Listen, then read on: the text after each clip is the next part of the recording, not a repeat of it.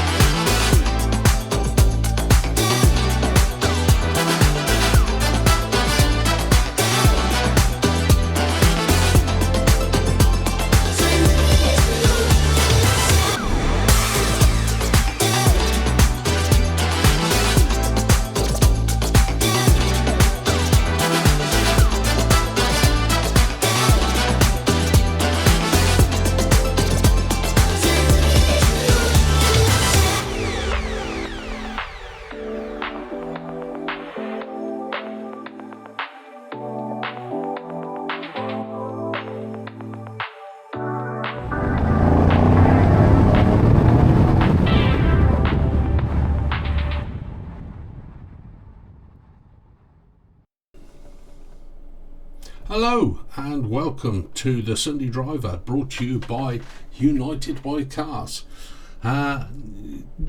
First episode, a bit of a origins story. How did we get here? Like all good stories, born out of adversity. Could put up a couple of pictures here. Very upsetting. Was my pride and joy, my CLS shooting brake 350 CDI, absolutely gorgeous car, just the way I wanted it. ULEZ exempt, don't know how, just was. Perfect car. And some moron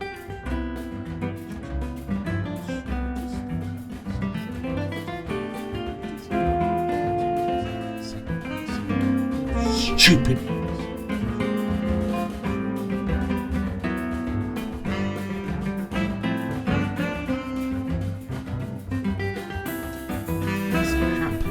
as it happened, that very day I had been speaking to my now erstwhile colleague and saying what a great car it was, but one small caveat.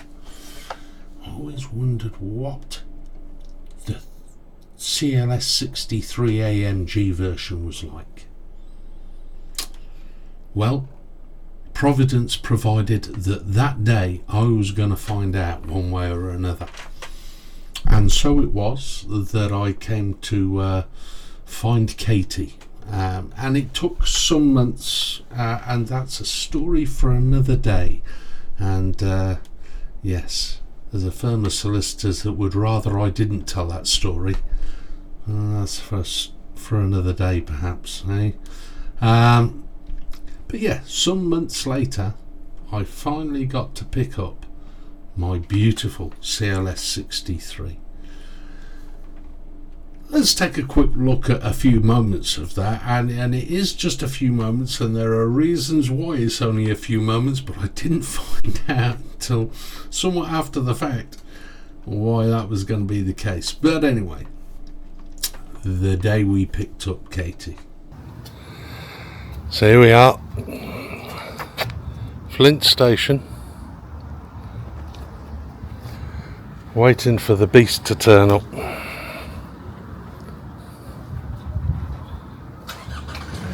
Wondering whether we're going to hear it before we see it.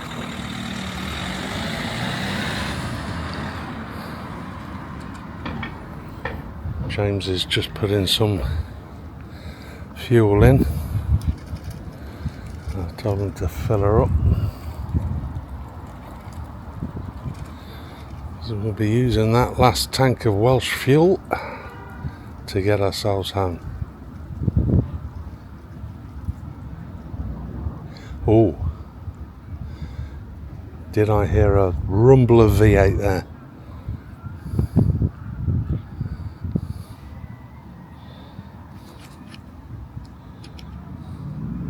Oh yeah. Oh, here she is.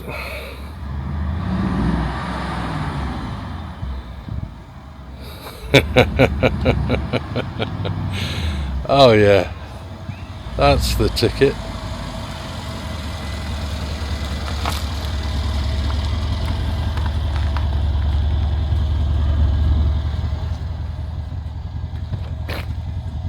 Give the throttle a quick blip there, James. Yeah, there's nothing wrong with that. And a couple of days later, we were finally ready to go and get the limited slip diff fitted. Now, this car was specified with just about everything. Must have been 100 grand's worth of car when it was new. Base price on them was 83, and this guy went through the options list extensively, you know, ticked every box. But he didn't tick the limited slip diff box. Perhaps that was wiser than one might think,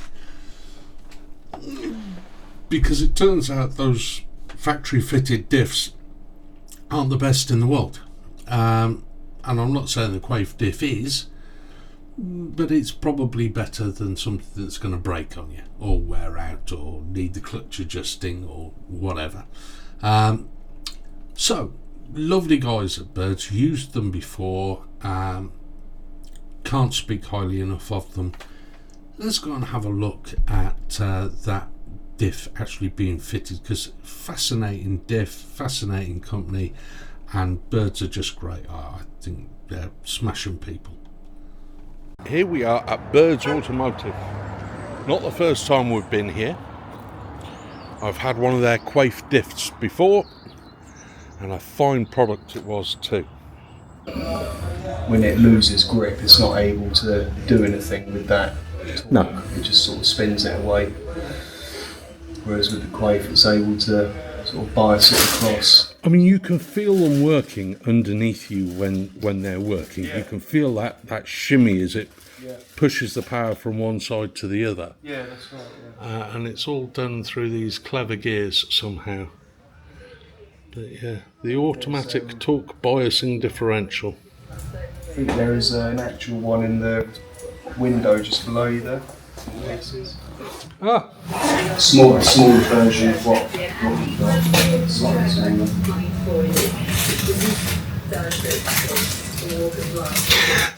and what's the history with Birds and Quaife? Because I know that you started out doing the BMWs and then somebody with a Merc asked you for one, and Well, yeah, we did one or two installations on some Mercedes probably 13, 14 years ago. right. And Quaife liked what we did with the BMW stuff in terms of having lots of different units made, promoting them, setting up dealers in different countries. Right. They said, do you want to do the same thing with Mercedes? And we said, yeah, why not? We did have a bit of experience with Mercedes cars from back in the sort of early 2000s when we used to be a distributor for a company called Carlson, who were like a German tuner. Yeah. But we only did that for a short while because it was quite difficult to be specialists in both BMWs and Mercedes. That's what Kevin was saying. So, you know, we were spreading ourselves too wide, and we wanted to focus on being specialists in BMWs more than anything. Yeah.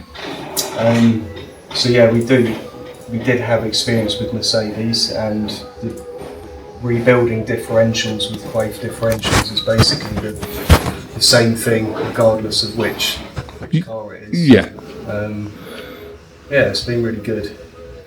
We get a lot of sales for the AMG cars where they either don't have limited slip diff, or the original one is not particularly good and it wears out quite quickly. Right. We had a C63 in recently where the LSD completely failed and wrecked all of his bearings and everything, and his car had only done 65,000 miles. Right, okay. So that was one of the early C63s that had the performance pack with the original factory. They were the electronic limited slip diff that they did. The more current C63s. I'm talking about the previous. Oh, right, okay. This was a 2011 C63. Was that a clutch plate type idea, yeah? Okay. Yeah, I had it on the floor here the other day. So, you know, even the ones that Mercedes use, they're not really sort of good for much more than 60,000 miles at least on the older cars. Yeah. And the more modern ones, they have problems as early as sort of 20,000 miles, the electronic ones.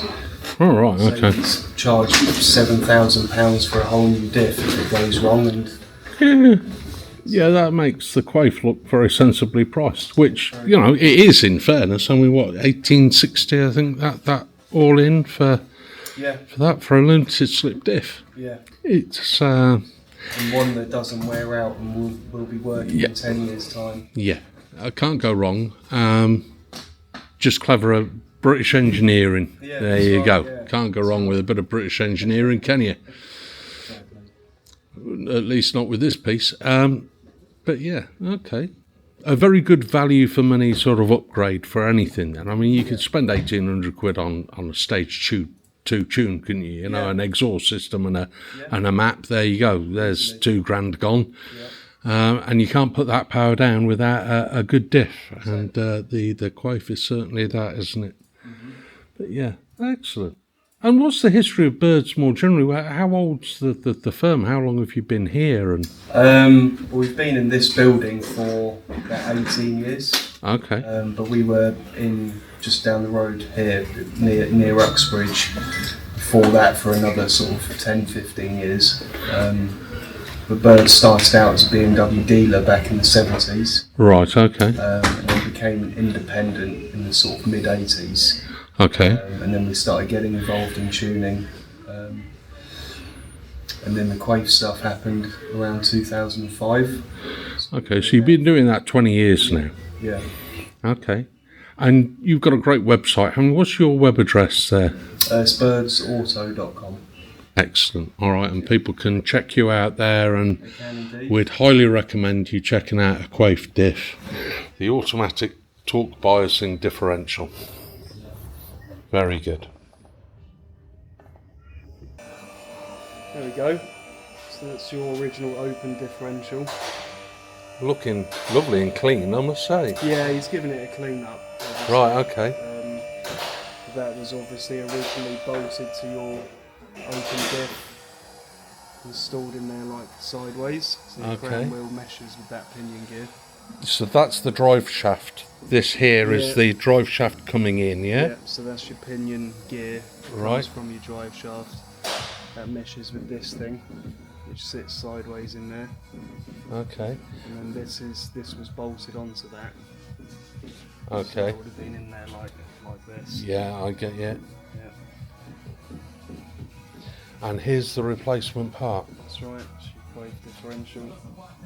So this is going in, never to be seen again. Yeah, probably. Wonderful pieces of engineering that you never get to see. And these are... These are just your replacement seals which get installed. Oh, right, okay, I'm with you. There's your old ones there. Okay, the old oil seals. Mm-hmm. New oil seals. we fit in those apertures there. Yeah. So Lovely. the next step is for this to be bolted onto the Quaife differential. Okay. Output bearings installed on each sides. Nice roller bearings. Mm-hmm. Because Mercedes use nice roller bearings They and do, stuff, yeah. don't they? Yes. Unlike And I noticed, unlike BMW, we won't say that. I noticed they even go to the trouble of, I take this is lightening essentially. Yeah, it's to help with weight, and also I think it aids installation with some applications. So Right. probably not this one, although you'll see the open diff, it has small cuts there, which are to help sort of assembly. Okay, yeah. Because when you mount that all together and try and get it back in, it can clash with the housing. The yellow paint, has he added that to indicate something in particular? So before we take it apart, we check the crown wheels pinion backlash, and we also have a look at the contact pattern between the teeth to see if there's anything unusual going on. Right, okay. All looks kind of decent. So he Sometimes- applies a bit of paint and then rolls it around and Rolls it sees around. where the paint ends up. Exactly, yeah. I see. So we do that beforehand to check that you haven't got any pre-existing issues, so that when we put it back together, you know, if it's not right, then at least we know if it was there before or not, which kind of helps. But Excellent. And this is the level of service you can expect at Birds. Really, really good. Excellent. And this is the is that that's your actually an old oil red cooler, or is that just a heat sink? That yeah, it is to help with oil cooling. Yeah, so that sits on the bottom.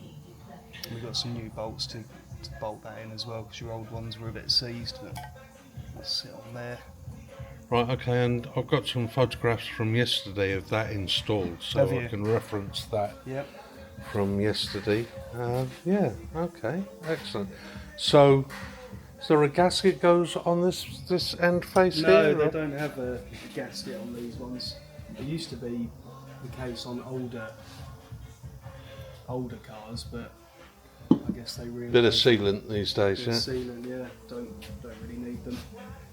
Okay, excellent. So, it's into the rebuild now, and Yeah. he's probably having his lunch, bless him, Yeah, isn't he's he? just about to have his lunch, and then he'll do the whole thing again, but in reverse. Okay, well, excellent. Well, thank you very much. All right, no problem. Superb. And that's lovely. And there she is, up on the ramp, bless her. You can have a quick look underneath if you want.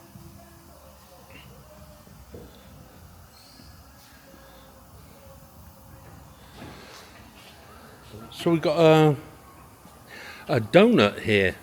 That's never like a rubber donut, is it? Yeah. It is, that's exactly what that is it?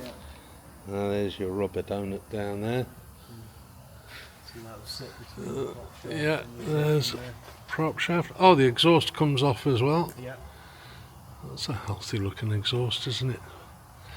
Yeah, it's It'd sound wild if you fired it up now. Yes. All right, okay, tie her up to...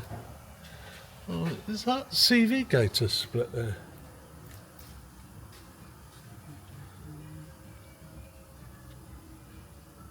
Yeah. It is a little, isn't it? Hmm, okay. I'll perhaps have a look at... I didn't realise they had the sort of air springs as well in this car, yeah. It's air on the back and steel on the front, Yeah.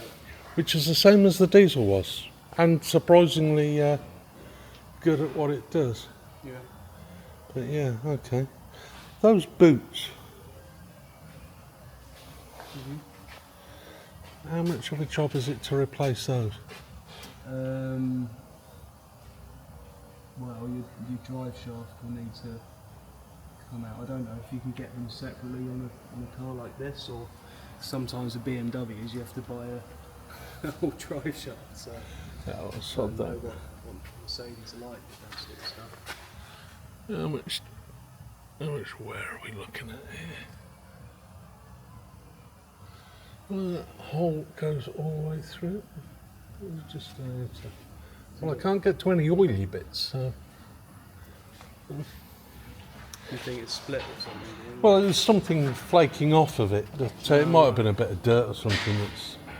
Oh yeah. I can't get any grease on my fingers, so No. I take it it's not open then. No, it looks like that.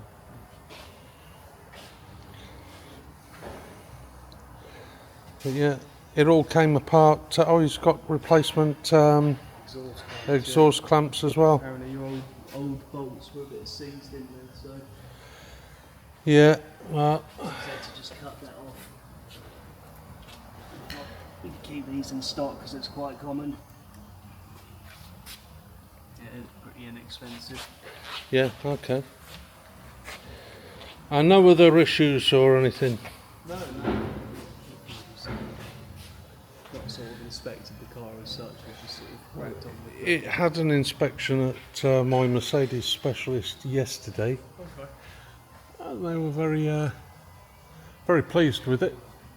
Nothing to report, so yeah, okay, excellent. Well, it's still quite a low mileage car, isn't it? It is, yeah. It's barely running, really. Ah. And here is exhaust. Look, real exhaust. The tips aren't just tips, they're real exhaust.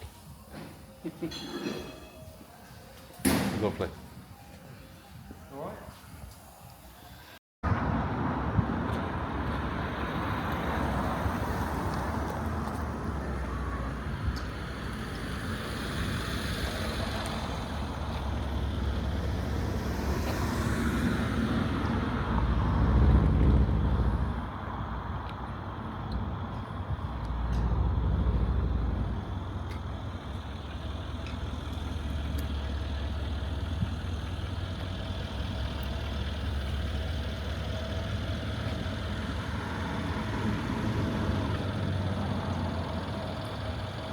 So there we have it, ladies and gentlemen.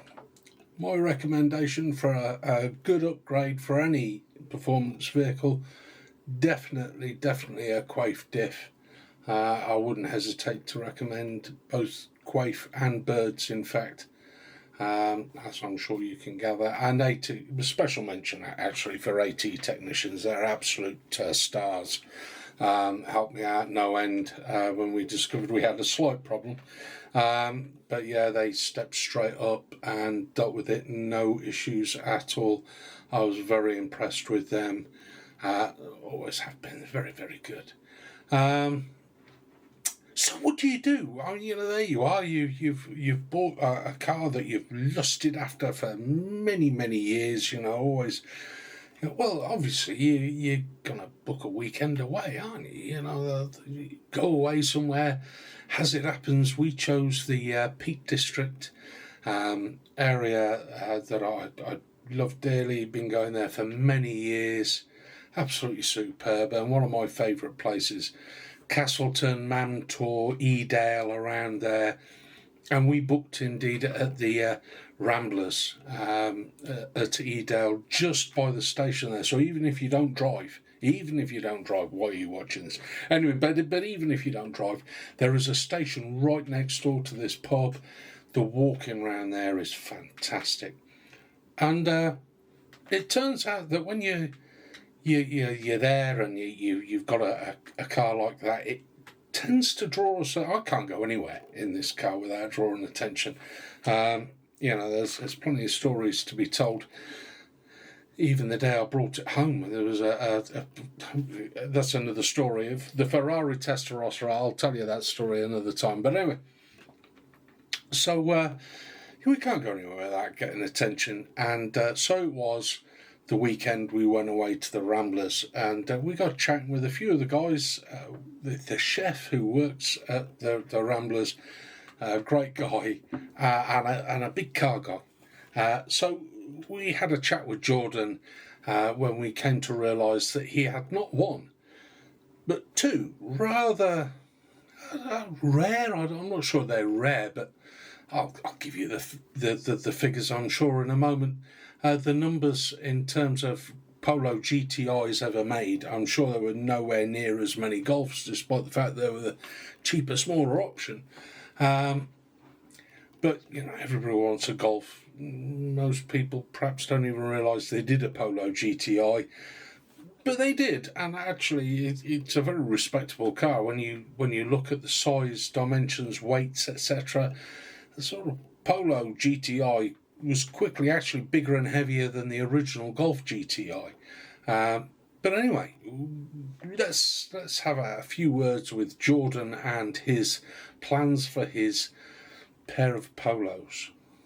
Intentions with this car are to use it for track days. Then I take it this is the daily driver, and this one's off to Nürburgring. I understand. That's exactly it. Next summer, yeah, it's going to Germany. Yeah, that's the plan. So, what modifications have you actually done to this? We've had a look under the bonnet there. You got that large induction on and everything. Yeah, at the minute, it's not standard. It's got Bilstein B16 coilovers on it, standard brakes, but it's got yellow stuff pads.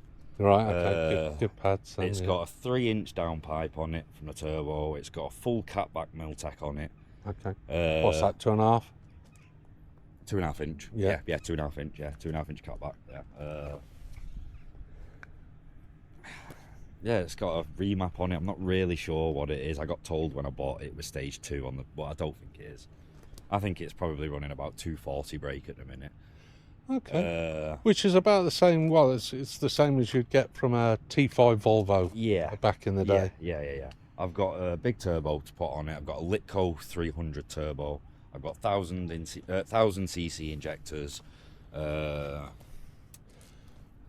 Yeah, I've got front mount intercooler going on it. There's all sorts of little bits. I've got to put the seats back in it, the roll cage. I've got to rip the dash out. I've got to put the steering wheel back on. There's so much I've got in storage. What have you got? Quick release steering wheel? Yeah. It's got a Bosket on it and stuff. Okay. And yeah, it's just going to be... You have any idea what target time you're going for at the ring? Not in this. I could probably simulate it on my sim rig. You know what I mean? And I reckon probably a 9-minute lap, maybe. You reckon? Yeah. 9 minutes? Yeah, I reckon I could do it in about a 9 minutes. Okay. Or perhaps have to come and watch you do that. Yeah. I reckon, because on a sim rig, I'm pretty fast. Okay. I've raced the Nürburg for the past probably 10 years on a sim rig. Know it like the back of my hand. I've just never been. All right. I've never had a chance to go there. So next year I'm going to put the proofs to the pudding. I'm going to put money where the mouth is. Oh, well, we might have to come and rig your car for cameras. Yeah, and that's what I want to do. I want to try and get a 9 minute, even maybe even faster.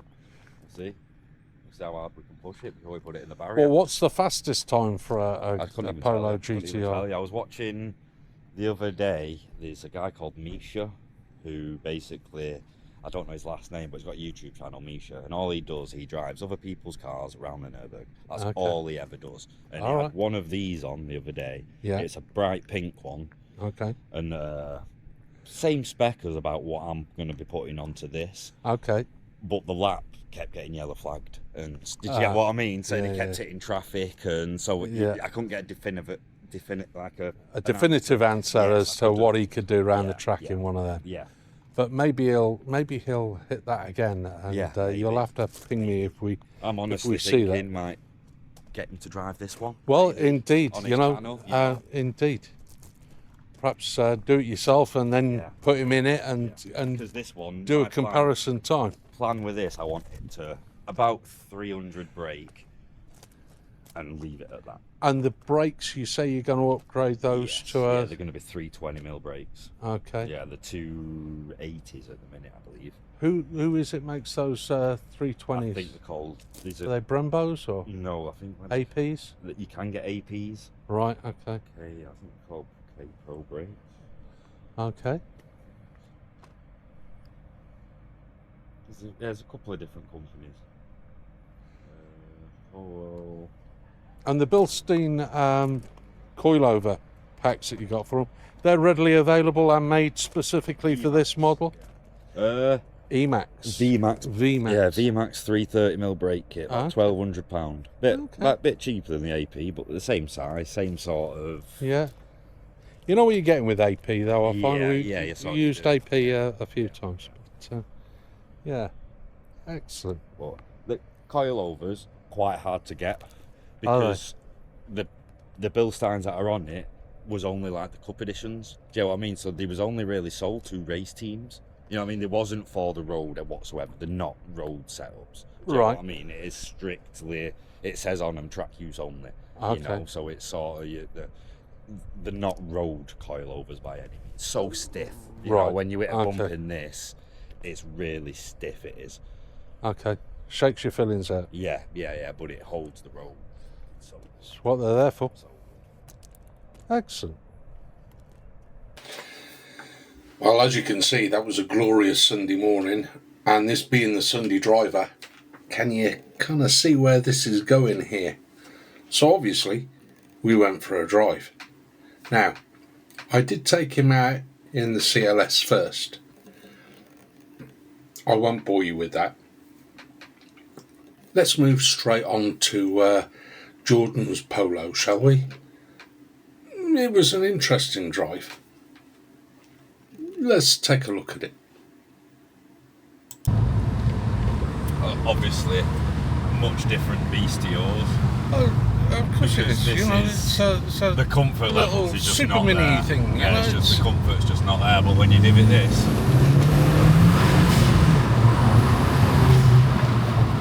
this is standard. Yeah. Not amazing, but for a standard little Polo, you're all right. It's a bit quicker than the Polo in front, clearly. I mean. You hear the wastegate dumping there. Have you adjusted that, or is that just no? It's got standard? It's got a forged dump valve on it. So what rate course are these out of the this standard out of the box? 150. 150 brake. And the weight is what, 1.2 tons, something like that? About that. So it's 100 brake horse a ton easy, isn't it? You know. Just back off. Let them do it. I was just going to go around. No. We're still warming her up. Patience, Jordan. You know. See, this is where age. Yeah. You just get you know. There's a lot more to it than just. I can poke. Does that? I know it does that. You know. You know. Let's enjoy it. Fantastic.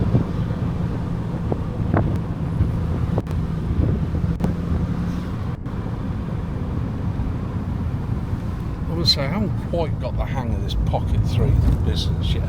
Yeah. See, I don't record. I'm not good with cameras. It's always been my brother. He's really good at doing stuff like that and editing and stuff. And I've not got the patience for it. Yeah. And the SD card's playing upon this as well.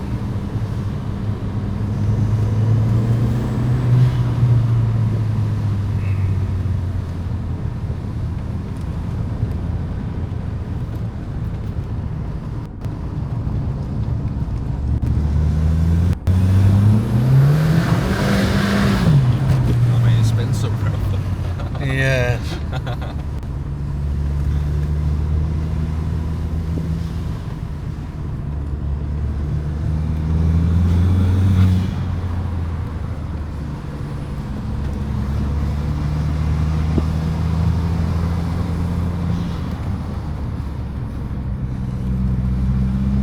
It's great to see any car like this sort of owned by an enthusiast, somebody who really enjoys the engineering of it and, you know, the driving of it and everything else, you know. There's a lot better cars than this for the money, I think, for more practical reasons, for more cheaper insurance, you know. There's a myriad of different reasons to buy a different car, isn't there? You know, but there's a reason why you bought this one. Yes. Reason why I bought two of these. Well, indeed, do. Yeah.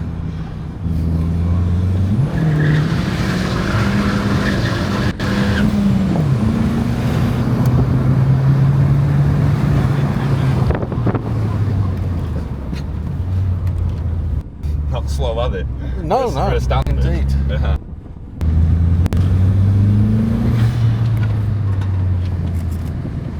It's just not got the grip around the bends like yours.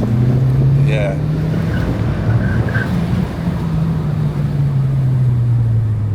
Doing f***ing per hour, you dickhead.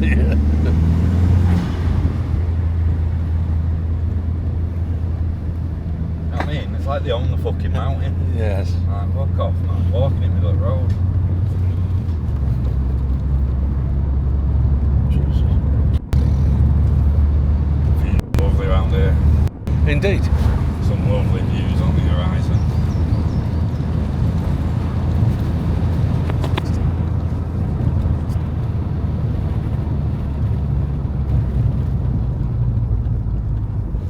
I know we went left last time, but I know this right much better.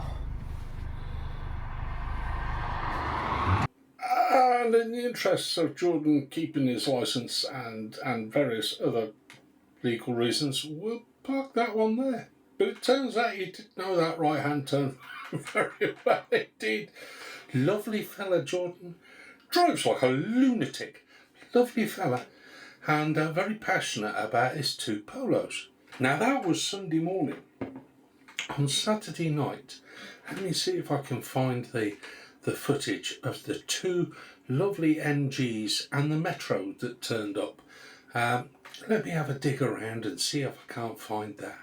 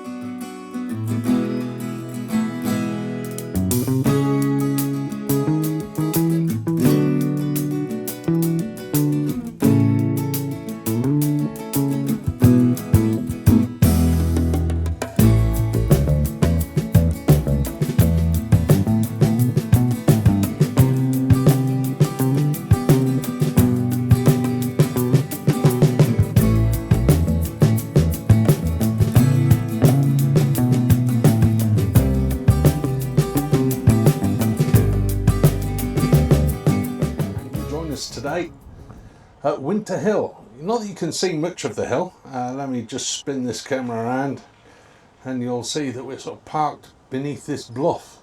Believe it or not, up on top of that hill is one of the tallest TV transmitters in the country, if not the tallest. Oh, look at this. You see, an MX-5, even on a day like today, and it's chilly, let me tell you. But they're a hardy type up here, and out there coming their MX-5 roof down. You gotta love that, absolutely smashing. But yeah, these are beautiful hills around these parts. As you can see, the scenery is fantastic. Let me see. We'll have to edit this a bit, I can tell. But yes, so here we are, and we've come to Winter Hill, and we're just rigging the car. So we're rigging the car for a bit of filming, because we're heading to HVS Autos to pick up a car and to meet a young guy called Adam, who has built this car up from what was an accident damaged vehicle into something that we're going to be using as our chase car and my wife's car. And yeah, it's a lovely autumn day. The trees, the colour in the trees is just fantastic. Just love this, you know, look at the colours, absolutely fantastic. But yeah, so we're heading down into Bolton. Stayed up here last night and we're going to have a chat with Adam. Yeah, that's the gear we bring with us, and you wonder why I like an estate car. Anyway, without further ado, look at this, somebody else out enjoying the joys of petrol. Excellent. Right, without further ado, let's crack on and get this done.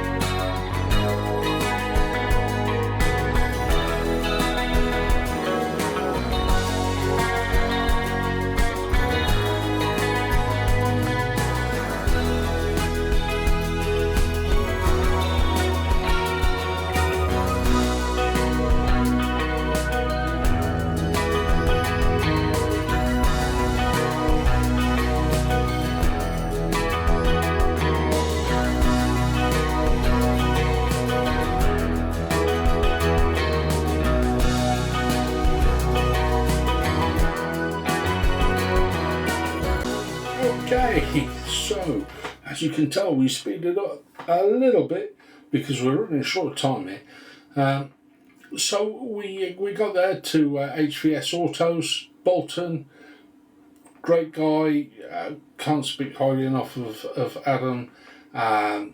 Lovely fella. He's got a lot of cars that he needs to sell. He deals in light accident damage sort of stuff. So, bent wing damage, bumper, a couple of, a headlight or two, that sort of thing. Fixes them up, knocks them out, does a great job. What we're going to do is we're going to cut to the end of the game of Two Car Garage that we played. Like and subscribe, and membership coming soon, and perhaps the members area will contain a bunch of stuff that we haven't had time for in some of our shows, but that's for a future date. Meanwhile, let's get into Adam talking us through some of his stock here. And if you're a dealer and you've got something nice, or you just want a bit of publicity for the stock that you've got, I'd love to hear from you. Give us a shout. We'll come over, we'll have a play with the interesting stuff you've got, have a chat, and show the ladies and gentlemen what it is that you have to offer. That'd be great. But yeah, here we go. Adam and his car stock. It's just about selling them. Yes. And you've got a lot to sell, haven't you? Yeah, so many to go through. I've got customers wanting pictures of cars at the moment I'm trying to deal with. I've got a Porsche Macan over there. I don't know, I was going to repair it, you see, but the customer goes, I bought the parts for it, so he's like, I'll take it as it is. So Right. I just wanted a few additional pictures, which I've just sent him now. So yeah, there's shitloads to repair basically. Hey? Yeah. There's Aston Martins in there. Beautiful. So what have you got in stock at the moment that you'd like us to take a look at and see it when it's done.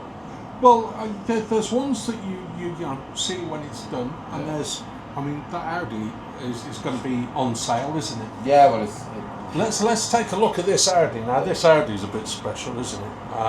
19 plate.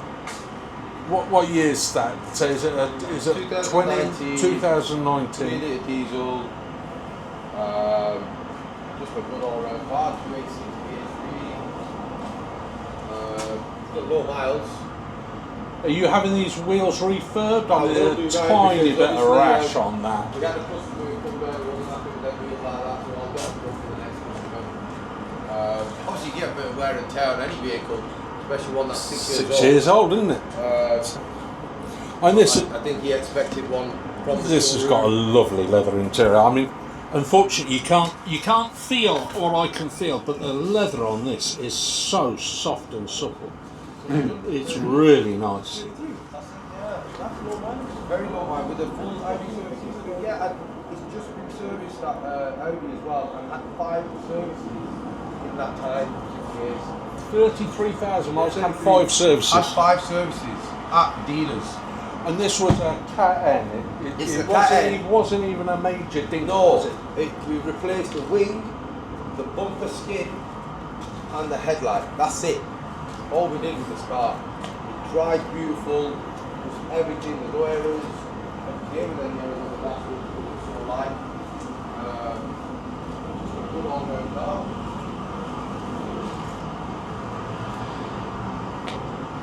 HVS, isn't it? So Adam at HVS has got this in. If you're interested, what's your number, Adam? Go on. How can people get in touch with you? Just go on to eBay. Okay.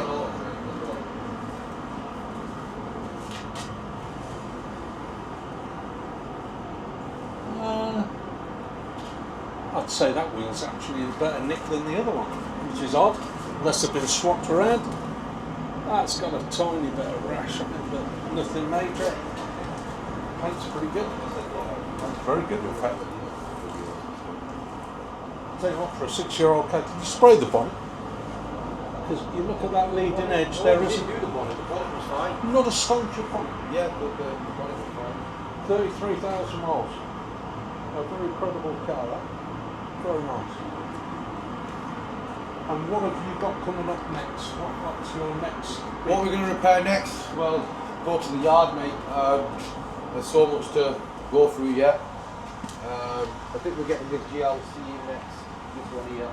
We've got all the parts. This is a nice one. Yeah, you've got front bumper up there. Yeah, we've got them all in the same colour, so it won't have any paint, this car. He's already put the wings on, hasn't he? Yeah, so it'll be pretty straightforward to repair that.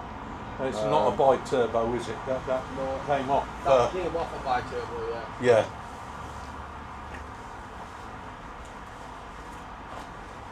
And that's not already purchased. That will be No, it needs open sale, yeah? Yeah.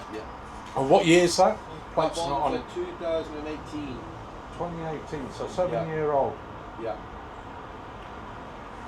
There's a couple of dinks along There the is, side yeah, so there. I've only just... What are you, dentless, paintless? I'll try, if there's dents like that, I'll try doing it without painting it first. Yeah. And if it's, then we'll paint it, basically. But I've only just noticed that myself.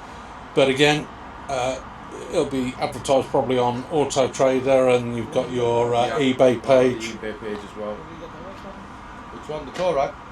Yeah. We got that a few weeks ago with that Porsche. It's hard to get parts for that one there, that Touareg. The Touareg? Yeah. it is bloody Touareg, it is. Touareg. You know what I mean? But There's not a million of them on the road, is there? They're an unusual old hectare. Yeah. Shall we take a let's go and have a look at the Touareg, and then we'll work back up the line here. Because if you've got anybody who's interested in anything that you see here, by all means get in touch with Adam, and they'll if you want to buy as is, I'm sure there's a deal to be done. And if you want it rebuilt and you're interested in taking it, let Adam know, and I'm sure he will get that sorted for you ASAP. So here's the Touareg, and again, the Touareg, not a lot of parts on eBay is where you go to buy more breakers across the country of these, of this particular model, or this facelift model, because this is the current model. Yeah. And they're not selling well, are they? Let's face it. No, so if it's repaired and ready to go, it'll go quick. Oh yeah, I mean, what I mean is in terms of Volkswagen selling them. Yeah. The X5 is a lot more popular than the Touareg now, isn't it? Even though the Touareg is probably better value. For instance, looking for the bonnet, from any breakers or salvage, there's none on sale.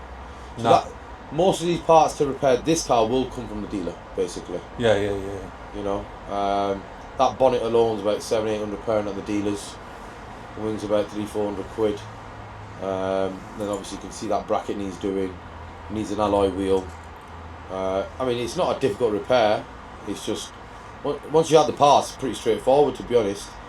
But yeah, most of the parts will come from dealers on that one. Okay. You know. So you'll be getting brand new dealer supplied parts if you purchase it. And what year is this again? This is a 68, okay, 2018 car. Yeah. 2018, 2019, whatever. Nice spec as well on this, yeah? Yeah, it's decent. Full It's not leather. line. It's the SE model. Okay, I'm not sure you can see through those, but it's full black leather interior. All very nice, I'm sure. And we got, and we got a little Volvo. What's this, XC40? Yeah, that's right. Had damage along the side. I think it was the driver's side. 2 doors were replaced. Yeah, it was the driver's side. 2 doors replaced, and It's a nice colour as well, that, isn't it? and then painted along this side here. It's not going It's to be done about the... 57 auto, 2 litre diesel. It's got straight of the interior in it. Yeah, it's half leather, Okay. but it's the R design one, so it's with the Okay, better yeah. leather and all that kind of stuff. Nice car then. And how much Yeah. is that up for? That one is on for 14,995. That. So a fiver short of 15 grand will get you into a 19 plate Volvo. The car straight, as in retailing, if it hadn't been in an accident, is about 20. Right. So we've got it on for 15. Well, best part of 15, really, haven't we? Okay. So And the S4?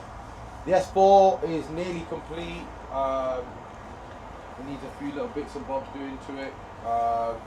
Nearly there, but the wheels all need refurbing. Needs a polish. Oh, nice interior. Yeah. Oh, is that open? Might be. No. That. Look at that. I think Audi have been on to Bentley and had their stitches in. Yeah. Yeah, very, very nice, that interior. Any idea what this will be going for? Do you know, I haven't checked, but I think it's worth probably about the 15 mark as well. Okay. V6 turbo, yeah? Yeah, 3 litre petrol, Nice car. 350 standard brake, I think on the E350, 360. Okay. But yeah, good all round car that. And an enthusiast's car, and you've got quite a lot of. I love the fact that your cars tend to be.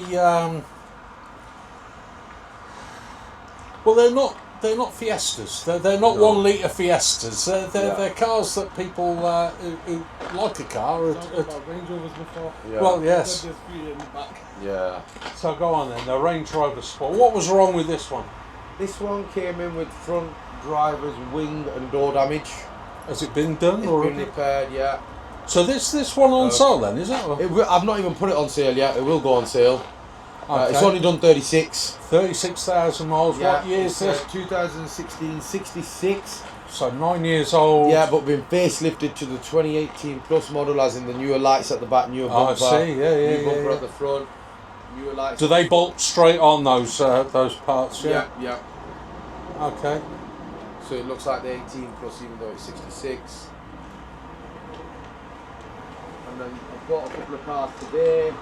I bought a 435B X-Drive 2017 67, and I bought a These are accident damaged. yeah, but I got a T-Roc coming in as well.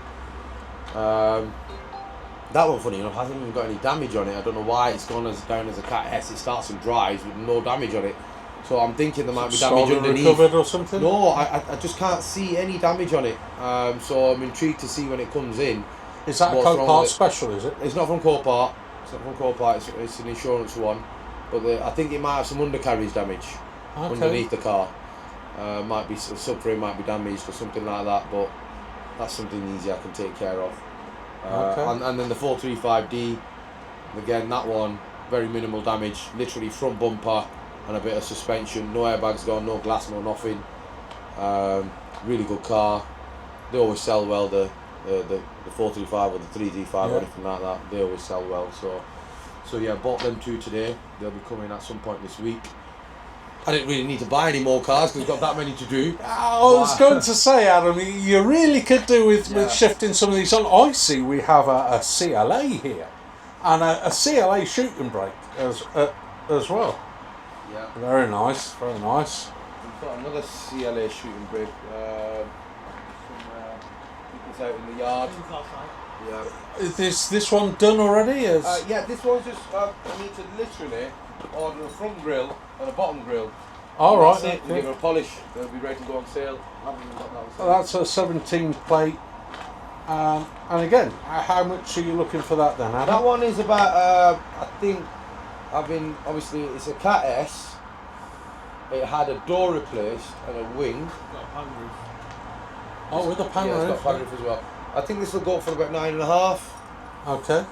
You know, 9.5, 10. I don't know. I've not even checked the price of it. I think straight it's about 13. And then there's a car over here that must have kept your paint man awake at night because Yeah. it's lovely trying to paint this designo stuff, isn't it? Yeah, that's right. Yeah. I need to send it back to paint the front bumper, and that's my fault because it was painted, but I had the bumper loose sat in the yard, and it's got a few scratches on it now, so I'm going to have to paint that front bumper again. But that car's only done 2,000 miles. 2,000 miles? Yeah. Wow. So it's called an exclusive edition. It's the exclusive edition. So this is it an A45? No, it's just actually an A220D. An A220D on a 21 plate. 2,000 miles is a 21 plate. Yeah. How long's this been off the road? It's been off the road for a bit of time. It was sat in storage. We've only just got it in not too long ago and just done the repairs on it, etc. But that's what. See, when that came out, this one, I think it was worth about 38, 39 grand. Yeah. Now, I think this will fetch about 22. Is that what you've got to? What you I'll will put have it up yeah, for? 22. And again, you know, if you're interested, get in touch with Adam, and you know, let's have a deal on that. Yeah. And then you've got. Is that a KN or That's is it a Macan? That's right? a 3 litre Macan S. Again, it just needs a bonnet, a light. The bumper's actually fine, the original one. Very, very clean as well, to be honest. We can't get into that one, but it's a grey Macan. This one, this Macan, wow! It's the leather is that creamy leather. Oh yeah. Oh yeah. And it's like it's brand new, despite it done 98,000 miles. Really? But the leather inside, I just don't understand how it's just like new. Right. It's like a car that's done maybe 10,000 miles. Oh, so you got another A-Class. That's another premium plus, yeah, with the pan roof and everything. Got some terrific cars over there. You really have. But yeah. Yeah, we need to help Adam shift some of this metal because it's sitting Any here help is slowly welcome. depreciating. Yeah. So yeah, please, get in touch with Adam. He's got some great cars here. Range Rover Sport autobiography. Look at this, an autobiography Range Rover Sport. Yeah. Is this I one? think this one open? we're just repairing for a customer. I think. Oh right, that's a customer's car. Yeah, it's got some sort of issue that we're just taking care of for him. You know. Your little Nissan Juke thing, is that? That's just one that we've repaired again. It literally came in with, it needed a door and a wing. That's it. We changed it. It's gone. Right. It's not been put on sale just yet, but it will go on sale this week. Okay, so if you're looking for a RAV4, are those door mirrors meant to be a different colour? Is that their shtick? Is it? No, that's it's if you can see inside the car, it's got a bit of red going on inside. Oh, I see. Right. Yeah. Okay. Oh, lovely. Yeah. And what's this one up for? Oh, that's 15 cheap plate, one, that. It's right. about £4,000, £4,500. Okay, so a bit of cheap motoring for anybody who's looking for a cheap motor. £4,000, 15 plate. What's the mileage on this Mileage one? is pretty low, mate. I think it's in the 30s. Okay, You know, so it's not. that's bad a at all. good solid motor for Yeah. somebody. Family wagon, Yeah. not too big, easy to park. Yeah, excellent. And then we've That's got, a good one there. That Skoda there. That's a sport line one. which one's this? The red one. SK, Oh, okay. automatic. Literally needs a bonnet wing, a light, and a bumper skin. All of which you're going to sort out, obviously. Yeah, we're going to repair that one. And what's that up for then, Adam? The Skoda will be is about, when it's repaired, I think it'll go for about 11, 12. And what is it? Skoda Octavia Sport Line. Octavia It's got a Sport. really nice interior and alloys and kit and whatever you want to call it. It's Okay. a 2 litre diesel. Yeah. Just a good run around that one. And what's that going for again, Adam? It'll be I haven't checked, but I know it'll be about 11 grand. Between 11 and 12, Okay. I don't know. I've got to check. But it's a 15, 16 grand car straight. I'm intrigued. What's under the cover then? That's the Aston Martin DB9. Okay, go on. Let's have a quick gander then. What colour's this? Oh, This is a straight car. yeah. Is this a? That's just used on weekends and stuff. Oh, this is your car, is it? Yeah, it's my brother's actually. All right. Um, Okay. He only ever takes it out on the weekends. High days and holidays. When the weather's nice. Yeah. Yeah. Okay. And the little Discovery Sport here. Oh, that's like yeah, that's it's supposed to be bronze, but I got it made that colour. I tried to paint all of it. Yeah. What's this? The one at the back here. Another one of these Designo paint, whatever they matte.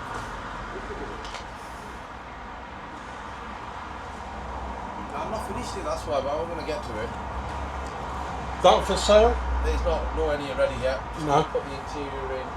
Okay. Basically the front lights and Right. just, you know.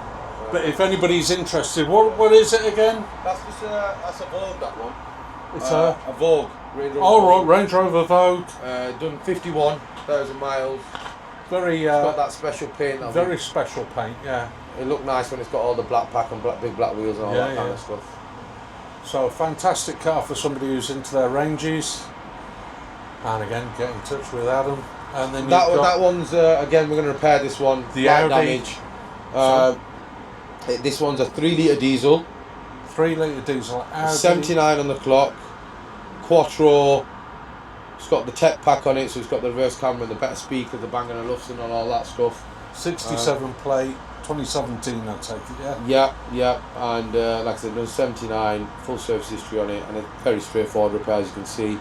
Bumper skin, grills and stuff like that. Really good car, to be honest. So, and a straightforward repair. So And looking for what for that? again, I need to check the price on it, but it'll be priced, handsomely anyway. Good discount off retail. Yeah. Okay. So competitively priced. And what is it? An A4? Is it? A5. A5. Oh right, yeah. of course it is. Yes. It's the coupe version. The little Citroen. Cheap motoring for somebody, that one. That's that. All right, I can't say your car. Just a cheap motor to run around in. Okay. What haven't we done? The CLA 250 down here. CLA came in at the same time as this one. They both came with no keys. That's why I haven't started on them yet. I need to go to the dealers and order the keys for them. But that's only done 17,000 miles. It's a premium plus one, so the top end one. 22 plate. So there's Yeah. a 3-year-old car. And it's a 2 litre petrol one, 230 bhp. So one just below the CLA 35 or the A35, Yeah, same yeah. engine, just a different turbo if you want to call it. Yeah. But it's a premium plus with full spec pan roof and electric seats, full leather and all that kind of stuff. So it's a really good spec though. Were you looking at this, or are you I haven't? think this one repaired. I know this one because it was only recent. This retails straight at about 27. I'll be selling it for 20 repaired. Oh, So it's a good discount off. absolutely. I mean, and these everything that leaves here is repaired properly. You're not going to have any problems with it. Adam stands by all his work. You know, if you've got an issue or a problem, just let Adam know, and he will sort you out. really top guy, top product, and a great team of people here. We try, mate, we try. We've been doing it a long time. We've been here in the same location for 15 years, so, you know. You're not here for 15 years if you're not doing something right. Exactly, yeah, and we've repaired everything in that, you know what I mean? So, there's nothing we haven't gone through. No. All right. And then over to your GLA. And then there's the lovely GLA, and again, you know, great price. The missus wouldn't like it if I told you what I paid for it, but suffice to say, it was over £2,000 less than the next cheapest GLA you could buy. Right, Good to go. we're good to go. See what happens when you're solo. You can up and go whenever you feel like it. Indeed, yes. And you have your long-suffering wife to tag along. My poor darling. Mrs. D is joining us today Yes. as we head off to Silverstone for Yes. a PistonHeads Sunday service. Yes. And Yay! Mrs. D is so excited she can barely contain herself. I know, right? I might just go and somersault in the rain. Yeah, some salt in the rain. Yeah, it is unfortunately raining. Typical. I just had the car cleaned so that it turn up all shiny and all that. And of course, It's raining. it's raining. Sod's law. Still, it won't be raining by the time we get there, I'm assured. Have you got a rag to wipe your car though? You don't need to wipe it down. It's all right. Okay. Right. Let's head off. And I suppose at some point I really need to talk about the car, don't I? Yep. Am I going to have a conversation with you or the camera, Mrs. D? I'll be quiet. You can get on then. Okay, so I suppose at some point we need to discuss the car, don't we? Well, let's give it a moment to get out of town and on the open road.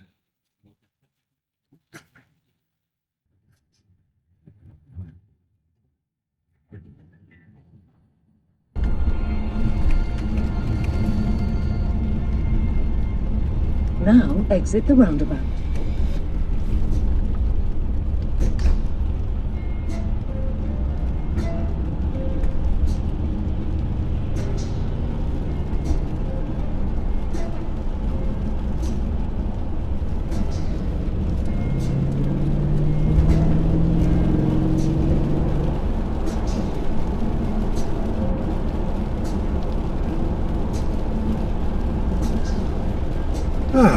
There we go. On the A406. Yeah, hopefully we're driving out of the rain.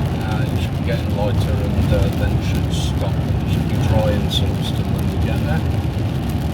As I was saying, this is a CLS. I previously had the 350, the diesel, also on a 2013 plate. This one is a bit different. This one is a 2013 AMG CLS 63. It's got the 5.5 litre twin turbo engine in this application, giving us 557 brake horsepower and 590 foot-pound torque. Although that foot-pound torque figure is somewhere between 530 and 590. I know that a 350 diesel could be tuned to provide 555 foot-pound torque. And the back end on that was very, very playful. Whereas this is far more attractive.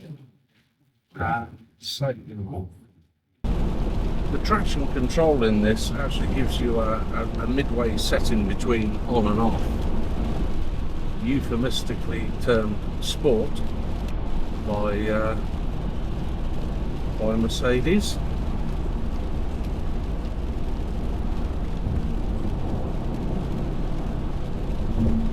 And this was a very expensive car when it was new.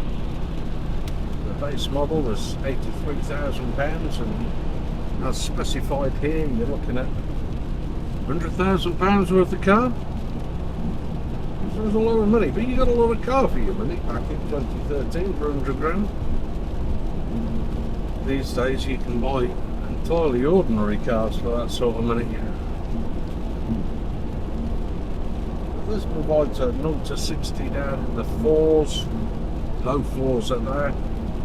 Obviously limited to 155, although I believe in S guys, the CLS 63S was unlocked up to 186, was it? Which was probably, it was limited to that probably because of tyres. This car's entirely stock. With one exception. I did fit limited slip in, and there'll be a video on that. Probably later in the show. So this is my pride and joy, my toy and my daily driver. It's not as terrible on fuel as you might think. I could horrify myself by looking at what we've achieved so far on this journey, but averaging it's in the 21s, and actually on a run we can see mid 26s out of it. It's possible to drive this car everywhere at below 2,000 RPM. We're currently in summers doing almost exactly 2,000 RPM, and the legal speed limit with a little margin. Little cruise like this all day long, burbles away very, very nicely. You've always got that thrum without it being a drone in the background. And the power it's immediate. At this speed, these revs, if I touch the throttle, it will immediately accelerate. And Chris Harris said when he tested this car, he didn't know whether they had some sort of turbo infill or anti-lag device. Oh, look at that blue sky ahead. Well, there is just the fact that it's 5.5 litres and got 2 jolly great big turbochargers strapped to it. Either way, the power is instantaneous. Makes it a very, very drivable car.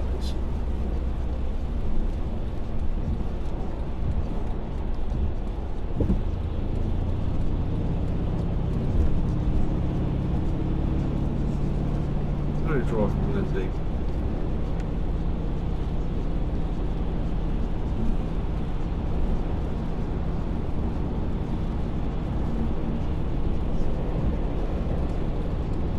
The steering is not most engaging. A fair amount of feedback. You're never left wanting with the steering. The ride, some would criticise it for being fidgety. You certainly feel what's going on the road surface through the rest of the car. Like I say, the steering, not the most responsive, not the most communicative. Get that word out sooner or later.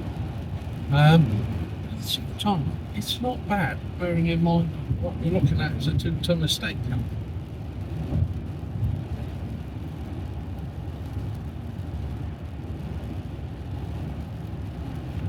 In terms of comfort, the specification on this is outstanding. And I have to say, if I would spec the car myself, I don't think I'd have done anything different than the joy of used cars is finding that spec that you would have picked yourself. And in this example, we're just over probably 52,000 miles now. I've bought it at 50,000. And a few miles put on me in the last month. In fact, this is my daily driver.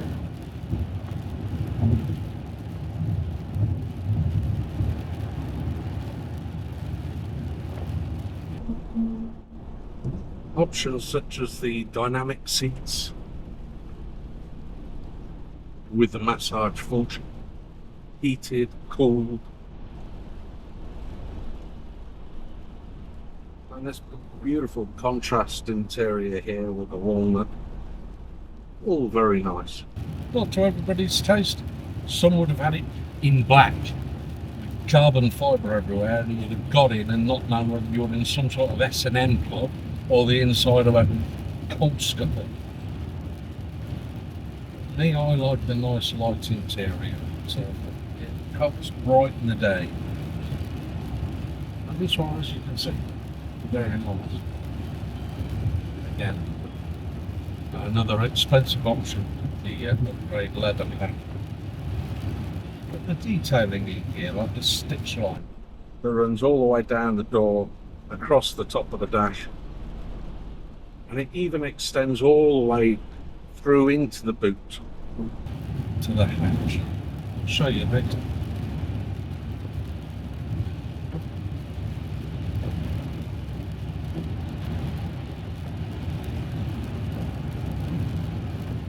Practicality wise, got an enormous boot. It's enormous with the seats up and even more enormous with them down. Obviously it doesn't quite touch the E-Class estate on which this car's based, essentially. CLS being a car built off the E-Class platform.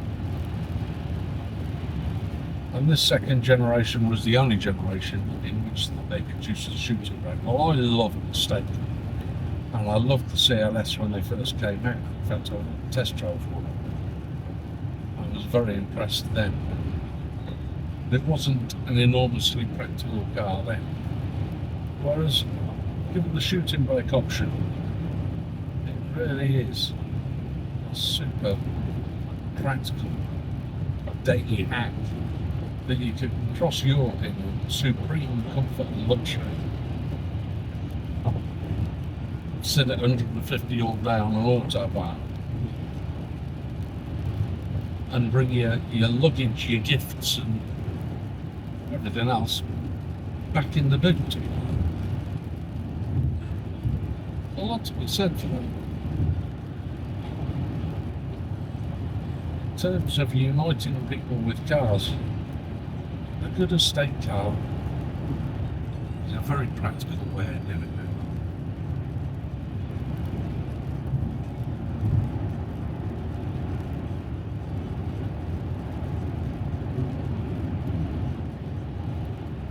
Now, one of the obligatory things when you've got one of these V8s is, of course, when you go through a tunnel, you are somewhat obliged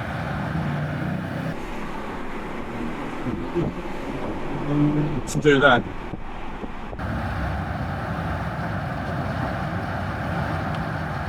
Childish, I know.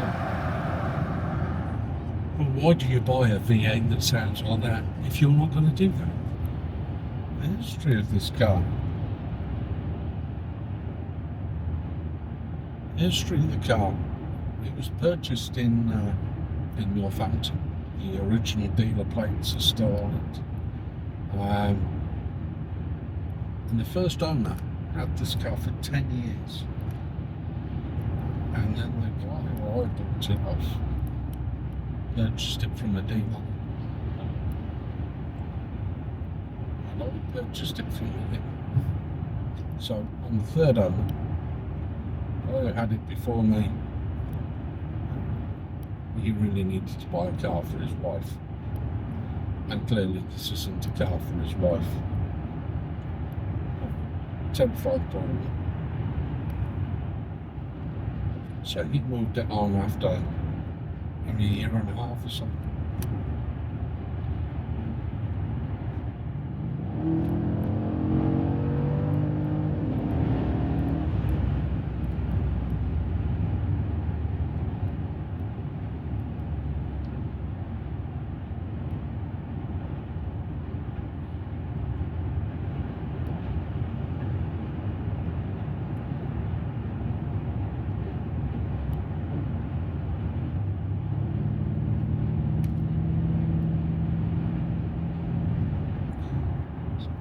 6 miles to go. We're making very good time. Be there nice and early. Weather has cleared up considerably. It's a little moisture on the roads.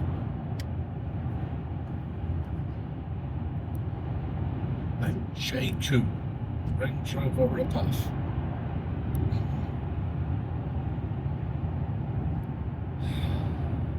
Not entirely convinced by these Chinese cars.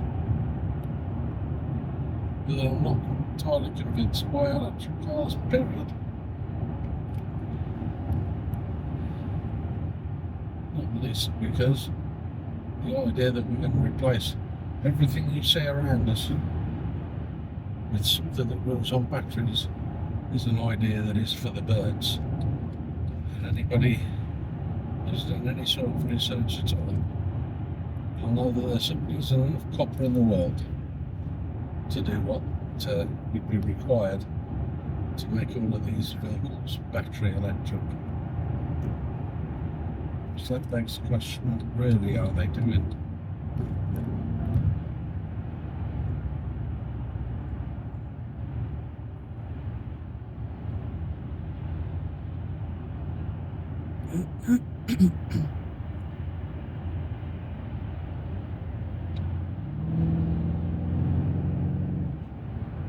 It'd almost be worth setting up some sort of brand called Pouch, considering that somebody's already done all the marketing for it.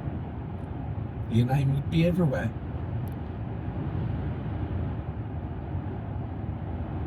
Pouch aerosol paints. There you go. That's a business idea you can have for free there. A43. Morning, Captain.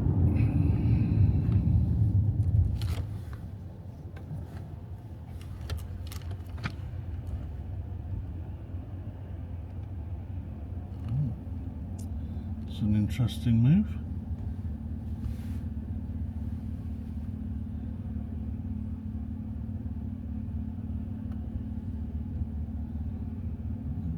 He fancies a play.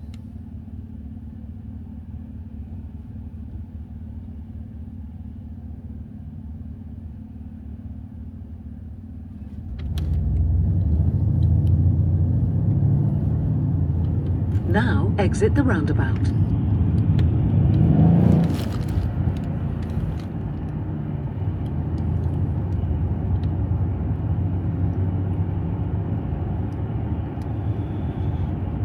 If he did fancy a plan, straight into some roadworks. Did you notice the Porsche pulled up alongside us? I looked over, trying to give me a big thumbs up. I gave you a boost in it. You like that, don't you? Sorry? You like when they're appreciative? Oh yeah. And here he comes.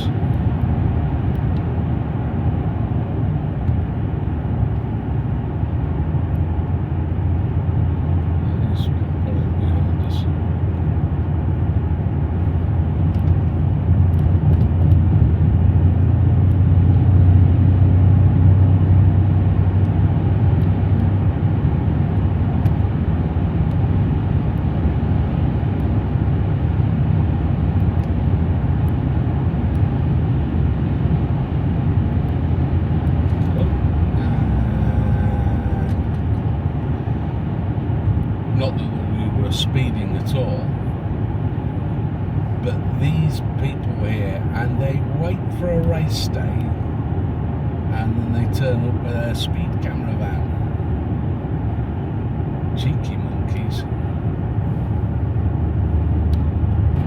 Last time I was here, I think it was 2019. In 2019 we went to Goodwood.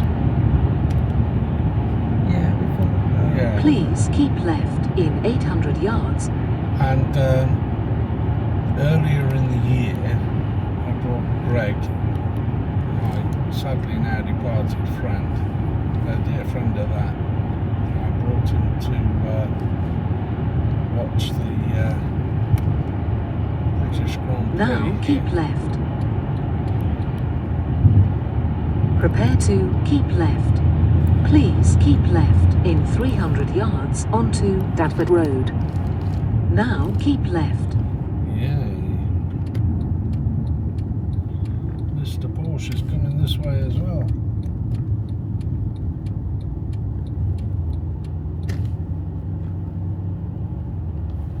Now I haven't got a clue. South entrance. Well, where is the PistonHeads event entrance? Mr. Porsche is coming here as well. He is, Mr. Porsche's coming here as well.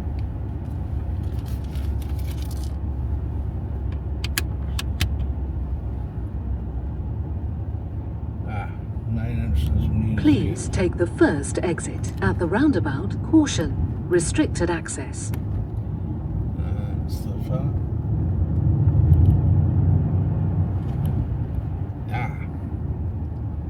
Or was that it? Now take the first exit. Caution, restricted access. Please take the first exit at the Yep, Mr. roundabout Porsche's onto the here. destination road.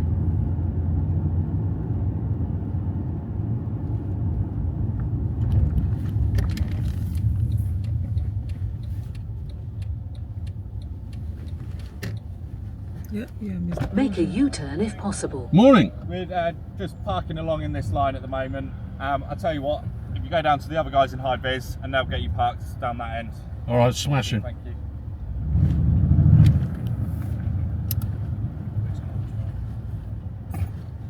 Oh, look at this. Yeah, I saw the weather was going to be bright, and where we were, I think if we left it now, Oh, wait a minute.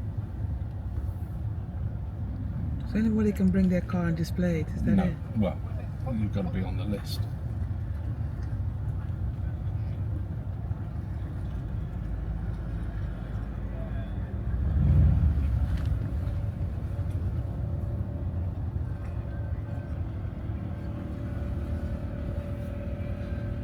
And that's how we do that.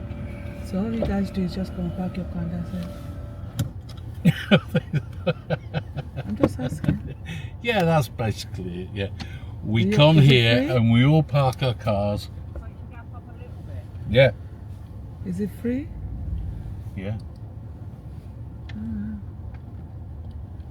After all we're doing is parking the cars up. And it's free.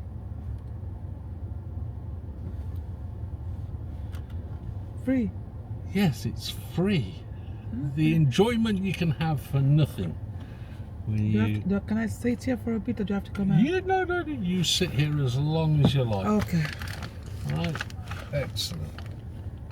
We're here till noon, right? I think 12:30 we leave here. Okay.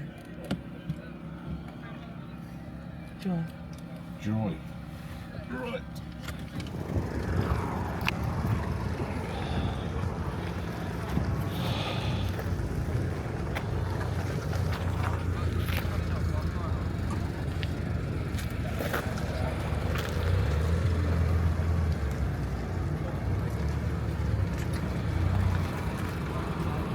And here we are. PistonHeads Sunday service at Silverstone. And what a fantastic lineup we've got here.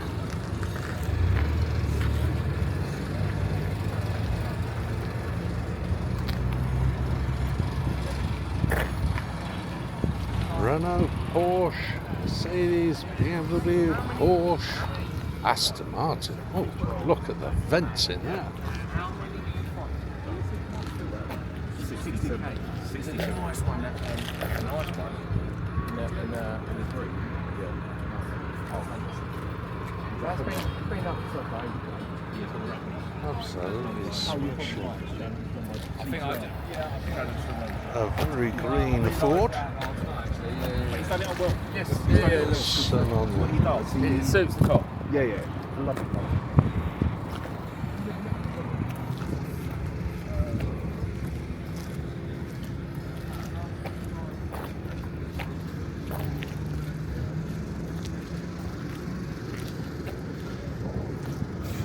BMW, Toyota. Oh, look at this.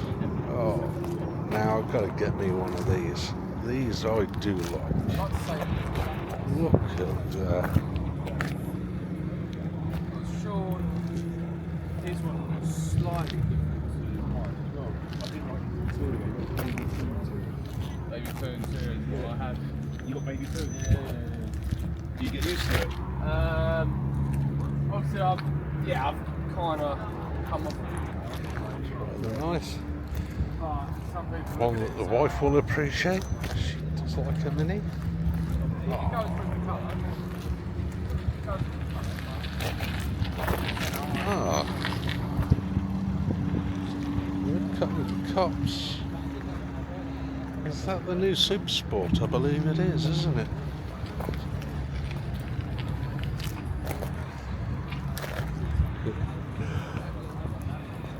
Only slightly modified, sir. Very, very nice. It's gone to town on that. Look at the splitter on that.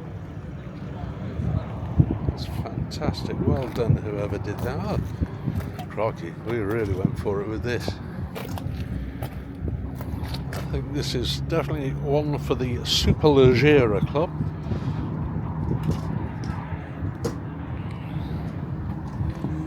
Yeah, definitely racing spec, little Clio.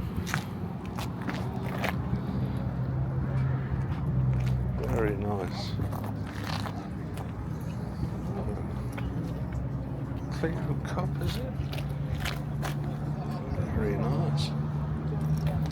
Ah, and the new Alpine. Look at that. Fantastic. We've got a bit of a Renault corner going on here, haven't we? Another GT3. And here's our friend.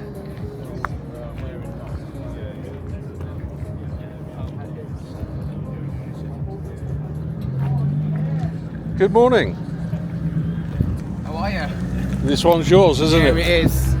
We met on the road. Oh, Mr. CLS 63. Yes, indeed, indeed. I love those. I just had a 204 C63 that I unfortunately just got rid of. Yeah. Do you mind? Say again? Do you mind filming? No, not at all. Excellent, excellent. So we're just launching our YouTube channel, United by Cars, and these events are exactly that. Oh, aren't they? nice. Yeah. We all turn up here, 400 of us, and get united with our cars. Absolutely. That's gorgeous. One passion. Yours? Yeah. Very, very nice. Cheers. How long have you had that? 2 weeks. 2 weeks. 15 days. Yeah, I've had the CLS for about a month now. Oh, really? Yes, enjoying it hugely.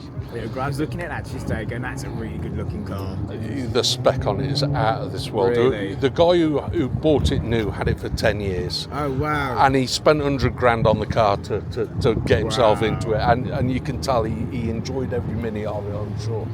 But, How many miles is on it now? I bought it, just turned 50,000. It's now got Yeah. about 52. I've been busy this month, you know. So It's my daily, as well as, you know, sort of getting out and meeting all these enthusiastic owners and really indulging the passion that we have for the cars. And Exactly. you know, here we have two examples of great automotive passion. Yeah, so my C60 when I had mine, it was 102,000, and it was getting a couple of issues, so I thought, right, I'm good to go. They can cover the miles, though, can't they? You know, Yeah, it takes a lot of maintenance to keep on top of stuff as well. You don't know how people have, had quite a few owners, but it had some oiled, some was leaking, and there's a lot of little issues. Yeah, I mean, like, I had that checked out as soon as I got it, obviously, and it's a good one. tight as a drum, dry as a bone. It's absolutely cock on. So that's fantastic. I have to say that is just. I'm still absorbing it at the minute. Yeah, I know. That is, and it's yellow, but the sun's hitting that. That's it's pearlescent yellow. That is absolutely gorgeous. Seriously wide section rear tyre, hasn't it? 325 that. I know, I've just bought one. Flipping hell. I know the bloody I'm surprised you could afford the fuel to get here this morning. Yeah, that is That is a fantastic. serious tyre. How much was the tyre? 500. Oh. Discounted was 516. Yeah, mine was 4. I got one for 380 for this. I was like, what a difference. God. Well, originally they said sort of 650. Oh, no. And they discounted it down. I said, So from where? Place in Erdington. It's the only place you can find them. They're all on back order at the moment. So they had a couple in stock. Really? Wow. I mean, it's earlier this year. So I think it's week 2022. Week 22. So it's a 6-month-old tyre. By week 20, I think it's the 2022 then. No. Week 22 is fine. Week 22 is fine. Yeah, that's no Wow. problem. Wow. Yeah, I bet they don't get me a call for these in bloody in Erdington. Erdington, yeah. That was a mistaken order. Yeah. They were relieved to get rid of that, weren't they? You know. Yeah. How many tyres? What is your choice of tyre when you're buying something like that? We'll stick with the manufacturer standard. You've got to get Michelin Cup 2, Pilot haven't you? Sport Cup 2s. Right, and I'm not imagining that you know you're going to find a Wanley ditch finder for. Doubt it. You never know. If you try hard enough. Yeah. But no, it's very twitchy at the moment. It's booked in to get the Geo set up on the 17th, so a couple of weeks away. The Geo? All these sort of alignments for all the wheels. Oh right, I'm with you. Okay, yeah. So I suspect it could be a little bit out at the moment. Okay. Does it feel a little bit? It feels a little bit twitchy. You're the second owner, I take it, for No, this. 7th owner. How old is it? 7 years old. It's had a new owner every year. It's had another owner. Yeah. My C63, I was the 9th owner. Wow. Some of these cars change hands so frequently. I'm the third owner of that one, and like I say, the guy who had it from new had it for 10 years. Right next to you guys. That looks nice. The That nice little is packs lovely. together. Yeah. 7th owner. Which I didn't know when I Did you not? HBR'd it and stuff, and yeah, the garage I bought it from had the HBR certificate there. They didn't have the number of owners, so I didn't even think to. Do you think it was tyres? Well, it's only got 10,000. It clocked over 10,000 miles this morning coming here. Right. Okay. So, and it's the tyre I took off last week was one of the original tyres from when it was new. What was wrong with the tyre? Puncture? Or? No, 3mm tread. I don't like Right. Okay. pushing it much below that. But the other one was all right. Well, when I bought it, the other one apparently was 2.9, and the dealer's cut-off was 3mm. So Right. I replaced one of the rears, but not the other. That's ridiculous. That is absolutely ridiculous. Nah. But yeah, so there's 200 miles separating and that's all. So All right. Okay. But fronts were done a couple of months ago, so new tyres are on. is that the 4-litre V8 twin turbo? Is it? It is, yeah. Okay. How many exhausts have you got out the back there? I don't know. Because it looks like there's a few. It looks like there's at least 4. Yeah. But I suspect the outer 2 might just be aero, and it's that huge, great big aperture in the middle that's There's the carbon exhaust. deposits around all of them. Yeah. So they all work in some way, shape or form. Okay. So there are 4 exhausts. Fantastic collection of cars. I see there is another entrance. 959 down there, it's a rare beast. We will have to go and have a look at the 959. All right. Well, Could be wrong. I think that's one of the prototypes. It's been crushed. I think. Worth asking. okay. Right. Well, good to meet you today, and great to share your car and your enthusiasm. That is absolutely gorgeous. Just take a walk around this. Pearlescent yellow, and I'm not sure whether this is going to come out, but the colour is absolutely phenomenal. And these are just phenomenal cars.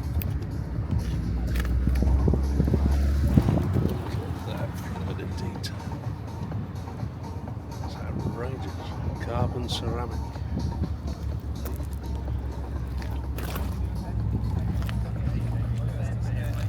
So if you want to look in that. Oh, thank you very much.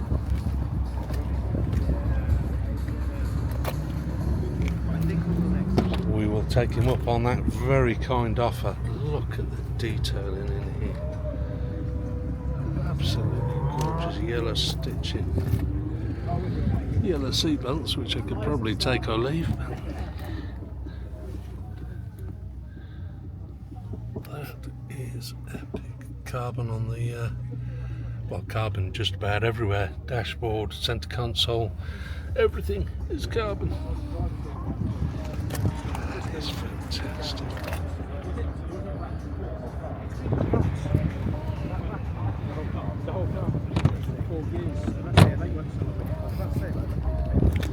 Carbon fibre mirrors. And this is the GT3 that we met on the way in.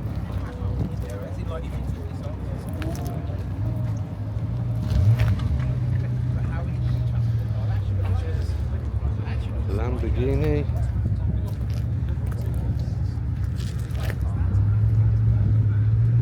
Very sensible.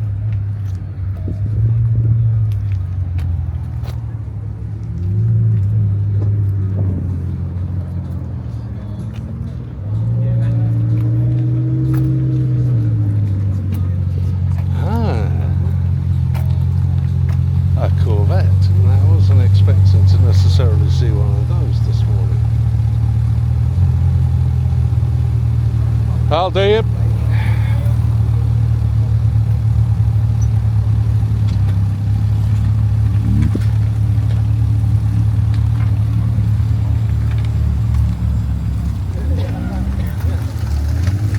Absolutely fantastic. Corvettes have come a long way, haven't they? Very Lamborghini-esque at first glance, that's what I thought it was. At first glance. Let's take a look.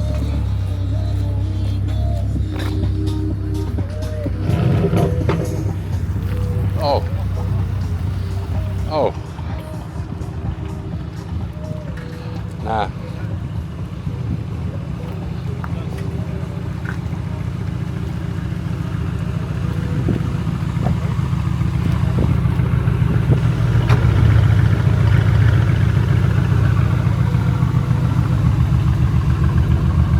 Got a bit of a burble, hasn't it? Yes. Very nice.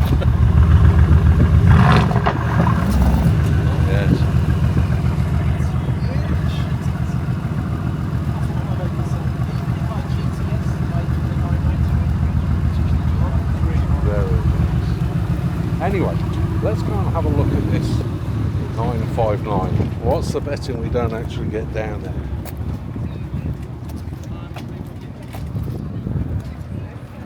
I'll tell you what, I'm going to stick my mic on as well.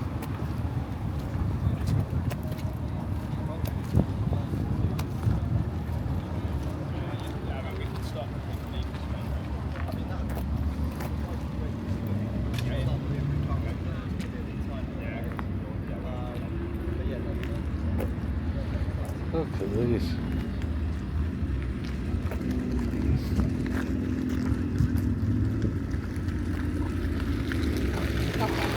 Lovely little Alpine.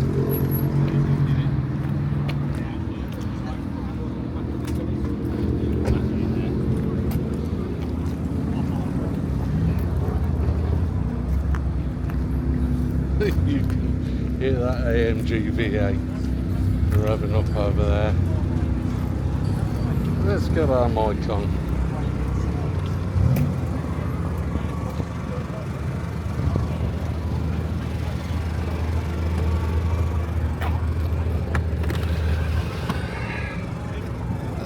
Gives you an idea, and that's a fairly lightweight kit today. I'm going to stick a camera on actually.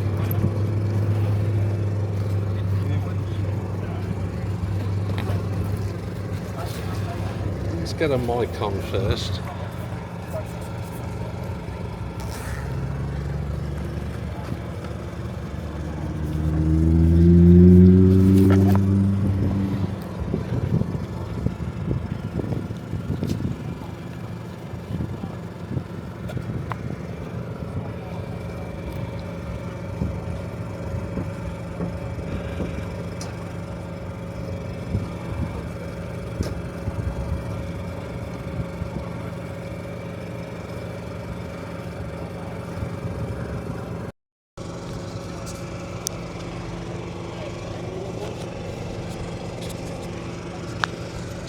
going to stick the mic on here. So let's just grab a quick camera.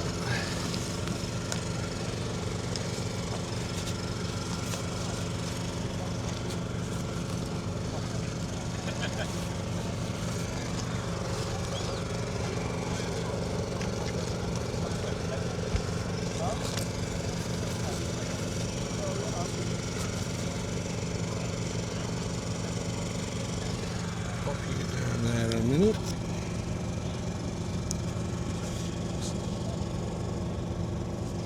Chance of that standing up pretty low. Let's see what we can do. Few over there. No. So I don't like that. Right. We're going to put our 16 to 35 on here. Get some nice wide angles.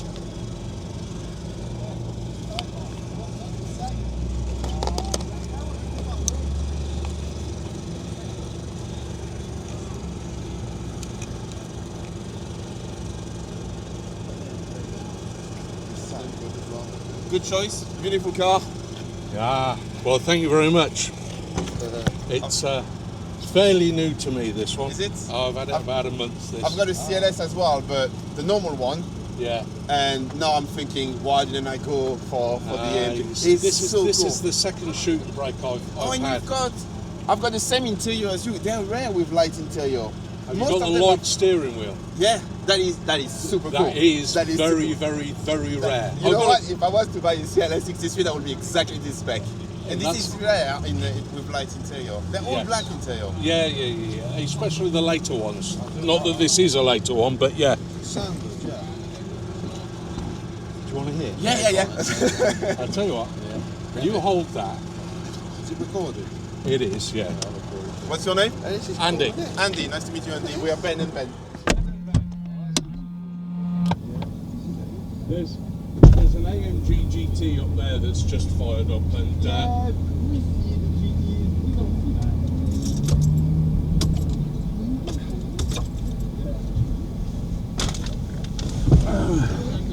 remember my own ghost. Your destination is located in an area with restricted access. Oh, it's brown interior.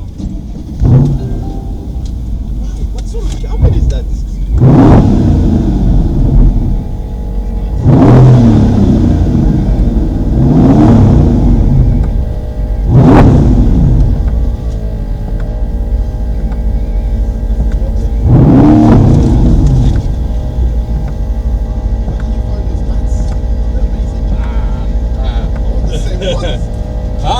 The mats came from the same place that the Rolls Royce or a Bentley. That's why I'm asking, because it looks like the Mini Goodwood. You know the Mini Goodwood? Indeed, exactly that. That has the lambswool overalls, and that's what these are. The lambswool I used to overalls. have a Mini, and I wanted to. I think we've got the same taste in cars. Well, we have a Mini also. Yeah, I can see that. Don't we, darling? I can see you've got an R56. We have got an R56, yeah. But yeah, those overalls. How much do you reckon for a set of car mats? What would you pay for a set of car mats? For a normal set of AMG car mats, I'd pay 150 maybe. Right, okay. And that is probably what? 300. How much? 300? Yeah, Up a bit? Really? 850. 850? Oh my God.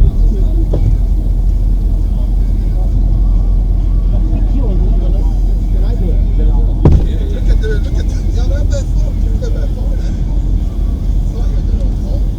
And you drive the overmat as well? No, the overmats it had a wash yesterday, and you get in, and I knew it was going to be wet. I think this colour it's super rare, because I was looking for this colour when I was looking for mine, and I ended up with light grey, which I really love as well. I had the light grey in the last one. It's Portland or something like that it's called. I've never seen this colour before. No, this is super rare. It's the only colour where you don't get a black steering wheel. Yeah, this is nice. I'm a sucker for light colours, especially light colours. Yeah. I've got an Island there, and I've put the light colour steering wheel. Okay. Because I think it's different. Oh, this is lovely. Yeah, I'll just switch it off.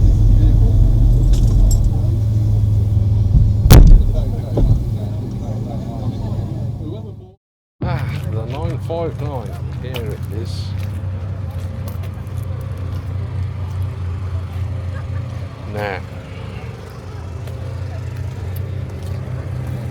Now then, look at this.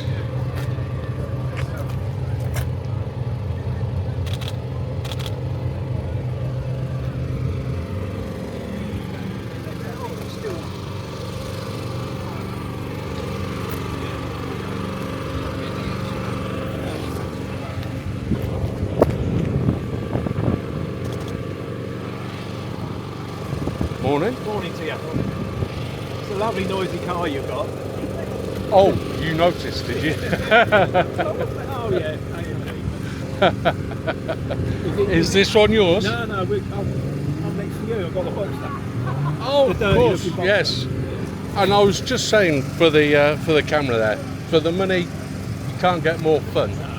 No. They are. I mean, I bought it.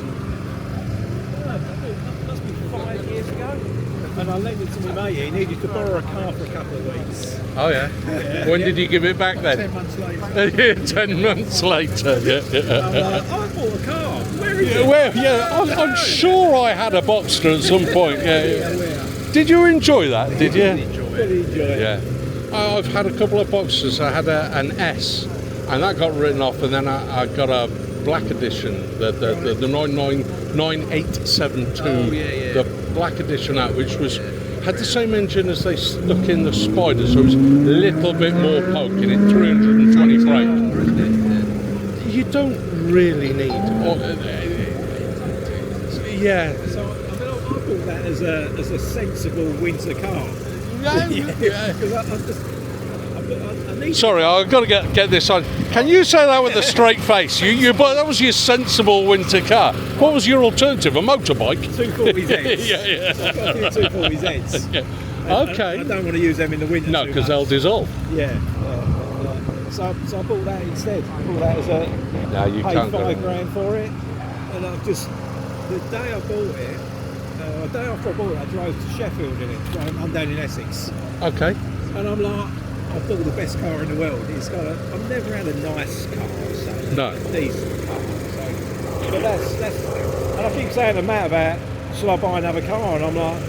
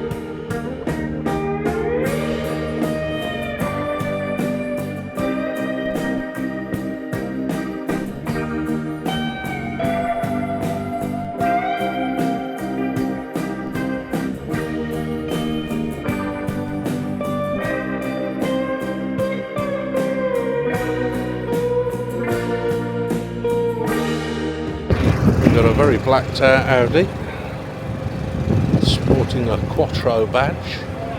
Mind you, don't they all these days?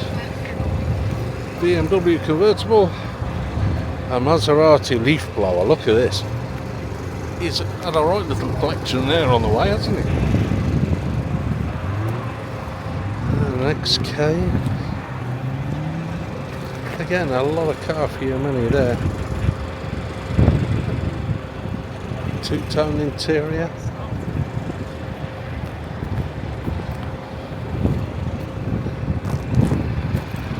There's a well-spec'd Cayman. It's got radar cruise on it.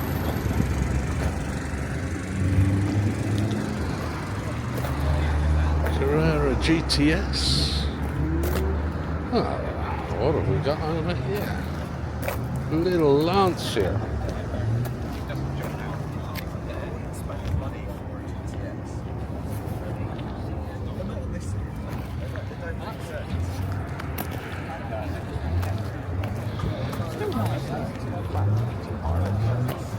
I need to go and pick my microphone up again.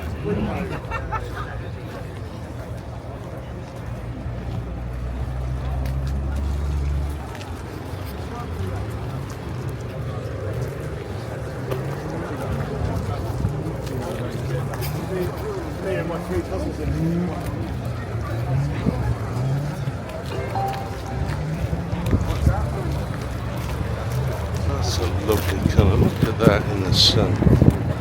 That's gorgeous.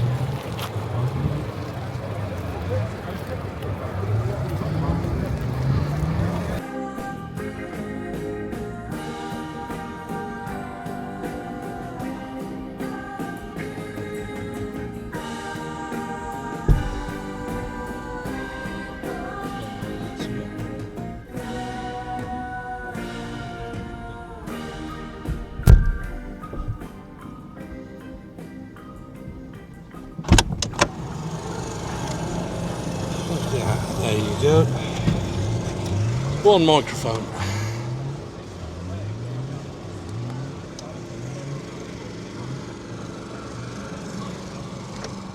That's better. Right. Apologies if there was any loss of sound quality there.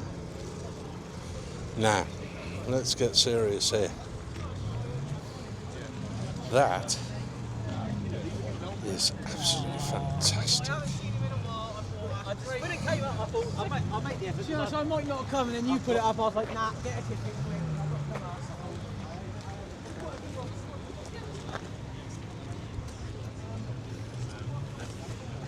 That's proper dream car stuff, that is, isn't it?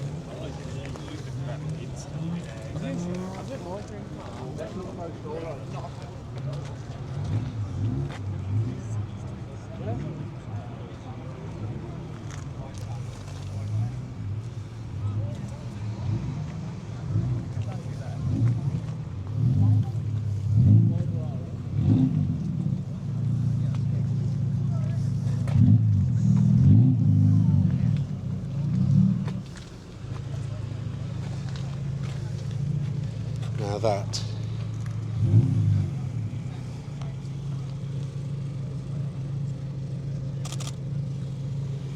is proper dream car material.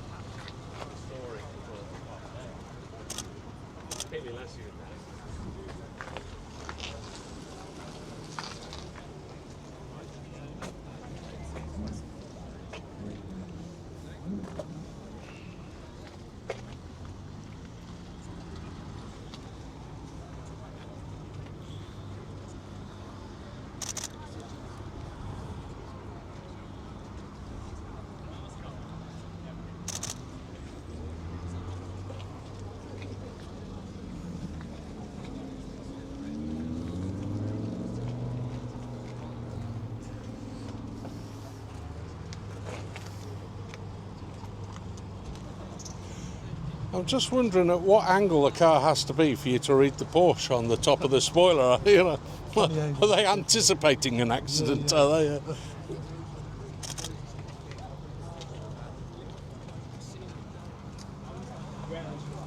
Oh, look at that. Acid green Mexico. Look at the prep on this. This is gorgeous.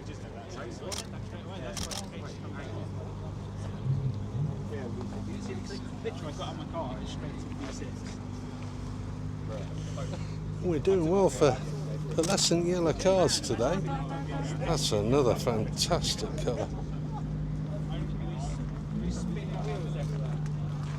Look at this, acid green. Gorgeous. Right next to a GT3.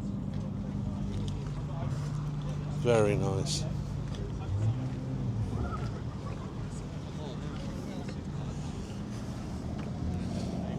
Morning, gents. How you doing? Got a good selection for you today, haven't we? So, what have you come in today then? What did you bring? My camera. Your camera? Bag, yeah. all the stuff in it. Are you local then, are you? Well, over at Woodford Cops, my stepmom works there. Ah, excellent, excellent. So we're United by Cars YouTube channel dedicated to sharing people's passion with cars, and clearly you have some passion yourself. And a very nice camera as well. Thank you. What have you got? I want to get a new one though. Very nice. Mirrorless or a DSLR? DSLR. Mine's DSLR as well. I want to get a mirrorless as well. I don't have a lot. Yeah, I'll tell you what, I've got a mirrorless R8 in the boot, which is great on the gimbal and everything, but I still go with the 5D Mark IV myself, so yes, I'm with you with the DSLR. Yeah. I Excellent. think they're easier to use. I tell you what, the battery life on the R8 is utterly ridiculous, and even on Yeah, the larger mirrorless ones, it's not a patch on this. I can shoot a wedding all day. It's not even going to trouble the battery this today. So, yeah, very good. Stick with the DSLRs. Have a good day. All right, you too. Thank you.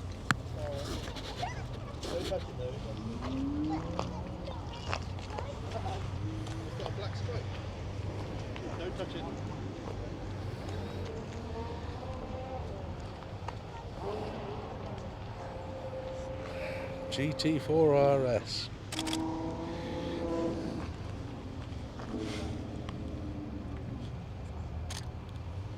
Ferrari making some noise in the background there.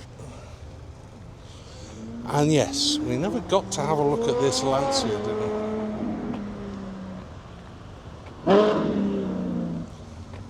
Yes.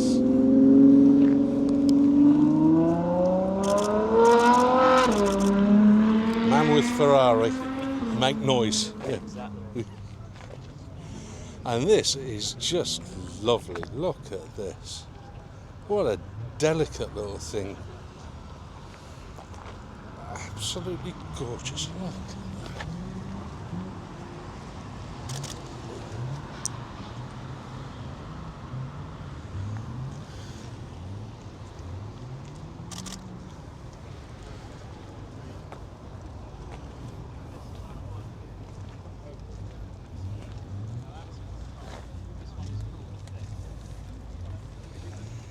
I mean, there you go. That's Italian automotive evolution for you there. On the left we have the Lancia, and on the right there a Ferrari. I couldn't even tell you what it is.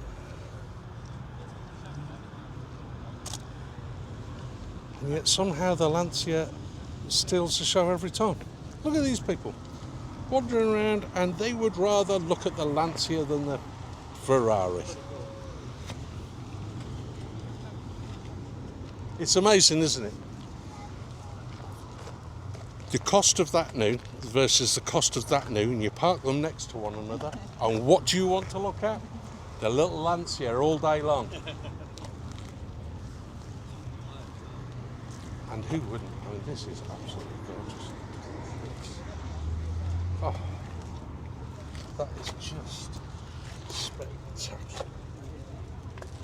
I'm not sure whether we're just going to get a load of reflection on this. Perhaps I can get a photograph of it. Not easily. Let's try from the other side. Might get a little less reflection on there. Oh yes, that's better. Gorgeous. I think it's them too. Is it actually them too? Oh, that's them too, yeah.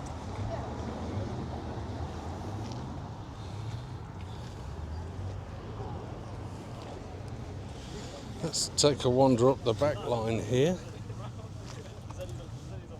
Honda Type R.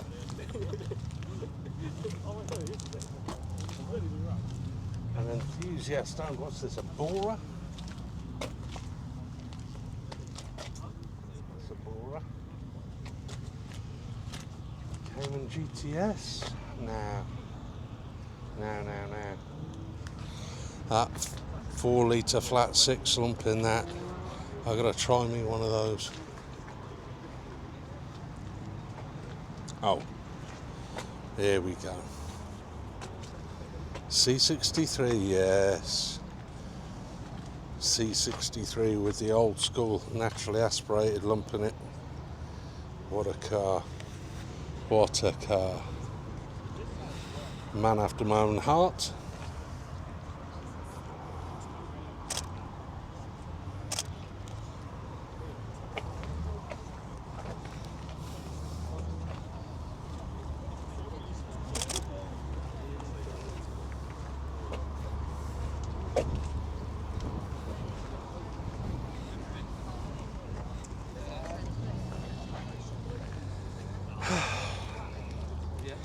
What to make of BMW's design language choices is, wow.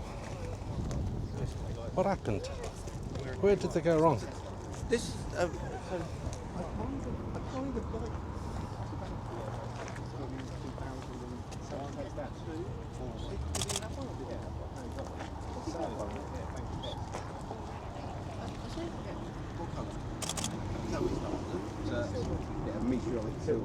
black interior.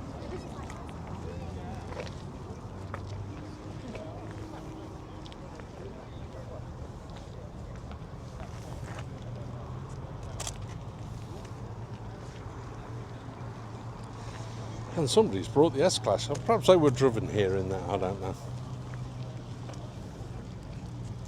Interesting choice of front number plate.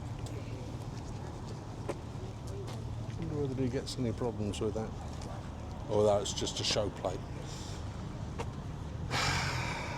See these little Alpines, I should say. Absolutely lovely. But then, so is the Jag.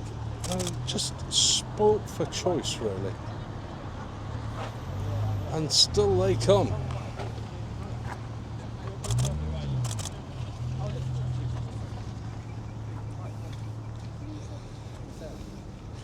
And there's a TVR. He probably parked it the other way round. When he left it here. But very nice.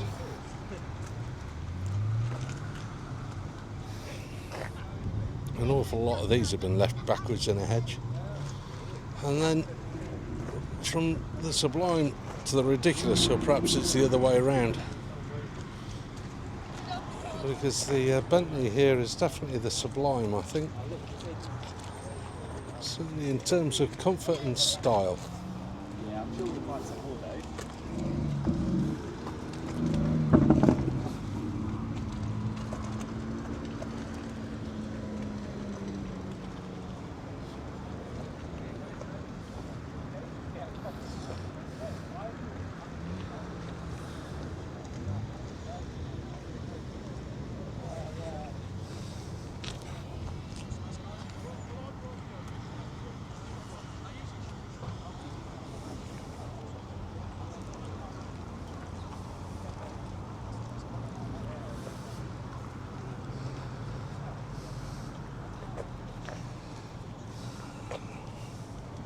The drama of a Lamborghini.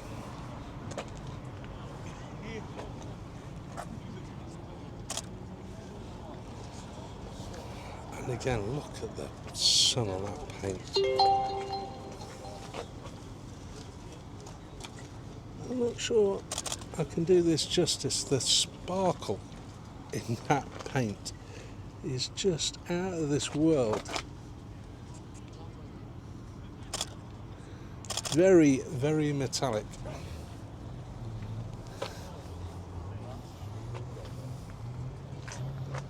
Now, I'm going to see many of those.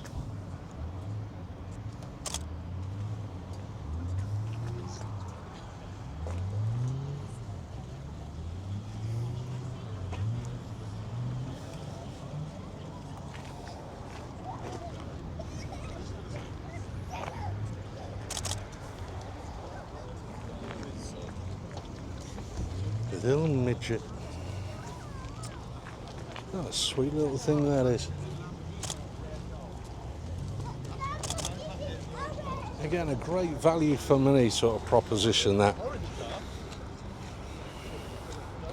Classic motoring on the cheap. Come and join an event like this anytime you like. Just masses of fun. I mean, obviously you're going to grow spanners on you at the end of your fingers, you know, if you carry on driving cars like that. And then the Aventine, look at this.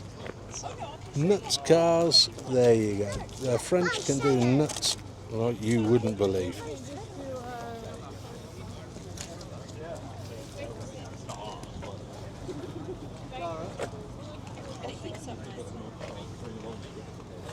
is very odd. But the thing about PistonHeads, yeah, but it's that's much more the buttons bit.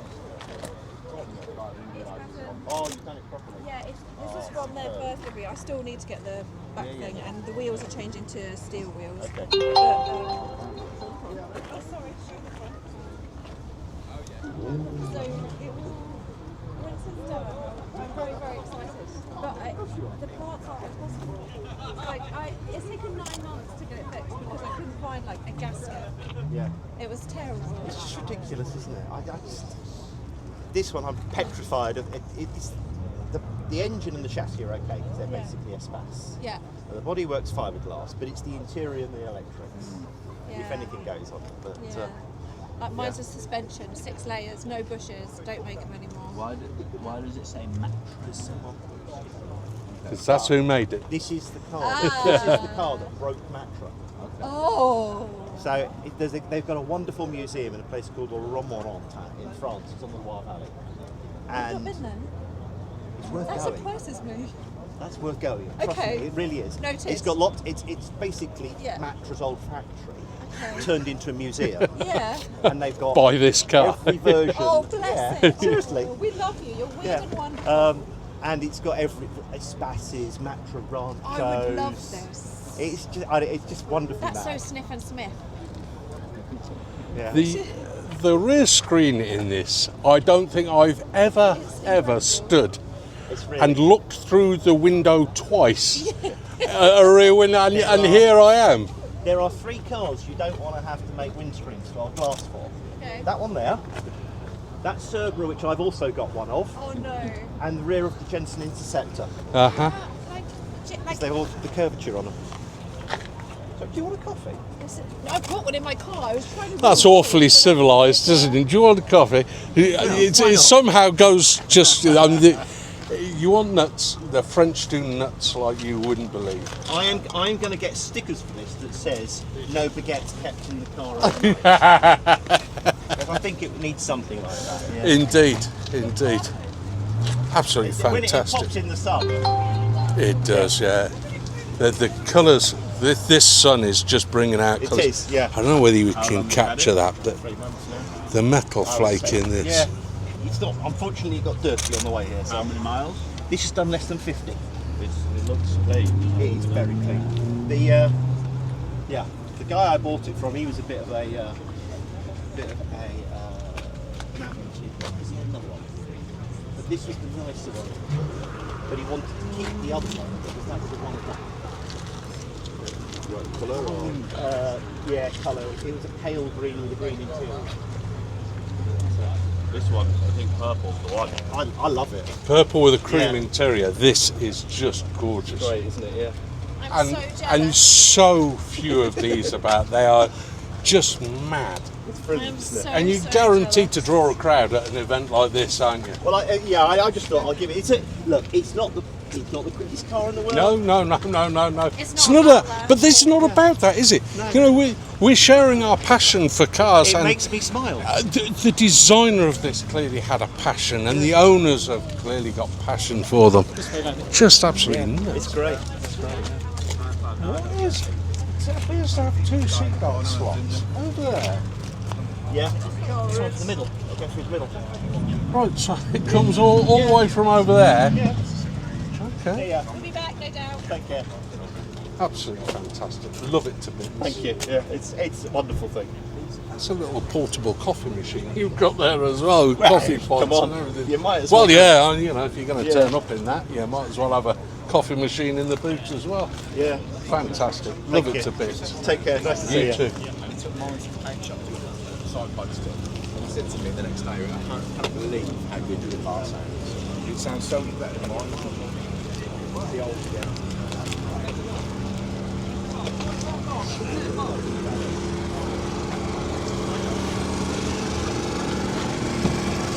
You all right in there? Yeah, you all right? As long as you're happy. Everybody's so friendly and...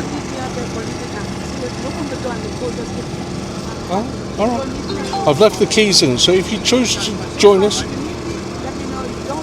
No, we're good, we're good. We found all sorts of friends and all right.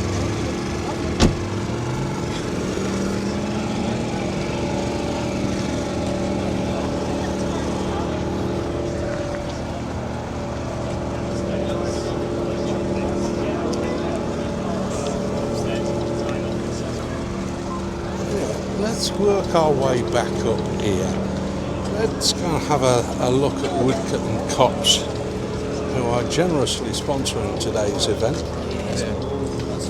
So the least we can do, I guess, is go and have a look at some of their offerings and get some lovely photographs and a bit of video as well.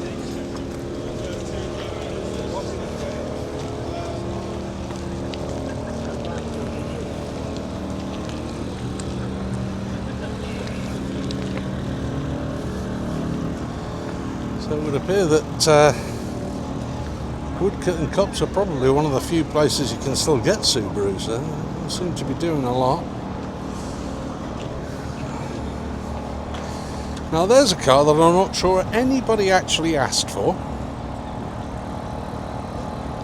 and I'm not sure how much of a favour it has really done Lotus. Because one thing's for sure, you're not seeing lots of them on the road. This is the first one I've ever seen. That carbon fibre effect on the wheel, I take it is.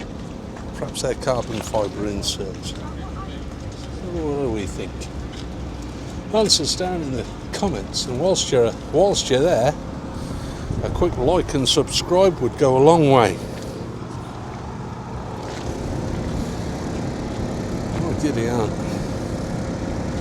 Yeah, it's a lot of aero effect sort of stuff here. What looks like it should be on the other end and have taxi written across the middle of it. I'm not sure about these little winglets either, but there you go. And then we have the Lotus Emea, which, a little 4-door. So they're really going for these larger cars. So we've got a crossover SUV sort of affair and a 4-door Lotus Emea. Yeah, okay. And then you've got something a bit more Lotus, let's say.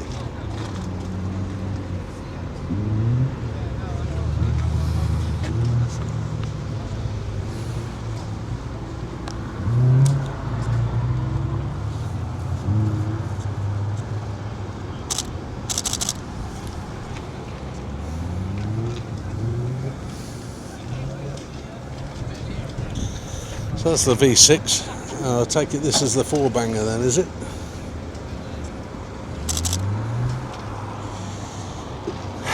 Now,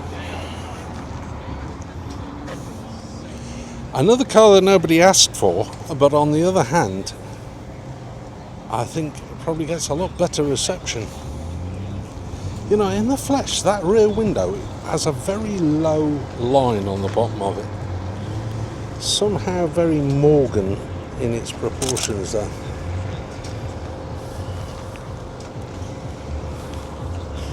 But yeah, some nice little features.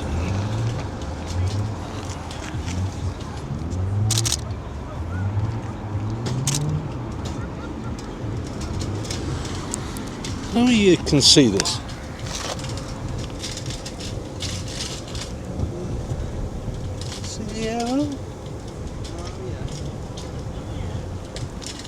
Details here.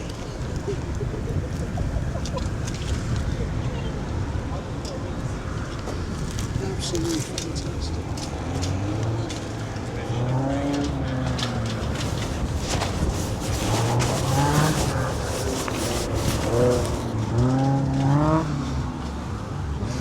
Look at that. Yes. Yeah. There's wood in it. It looks like it came from IKEA though. strip pine or something. Very nice. Very nice. That's our Morgan. Caterham 7, 360 hour.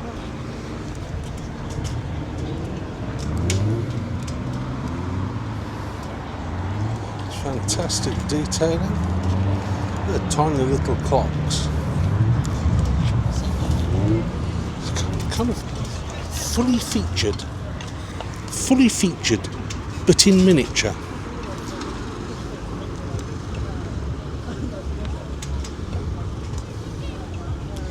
Carbon fibre seat tubs.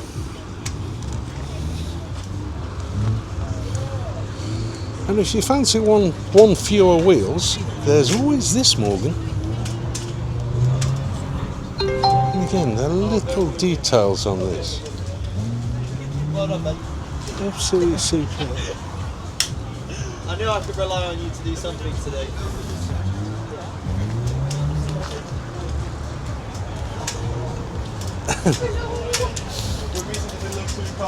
There's a storage solution for you. Look at that. I'm not entirely sure what you're supposed to do with it. Perhaps it folds up and it's a picnic table or something. Yeah, again, fantastic detail.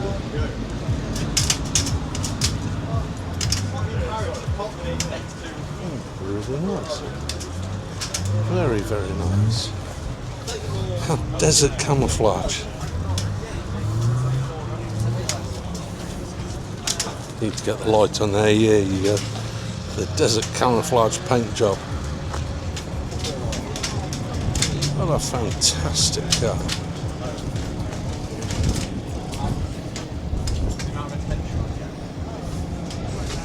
And back to this Super Sport. Again, a fantastic addition to the Morgan family, this. I love the three little windscreen wipers. Very E-Type-esque.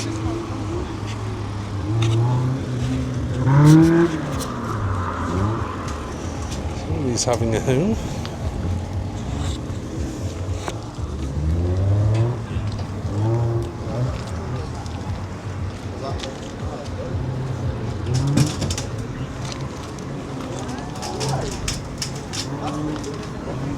More practical than you think as well, these.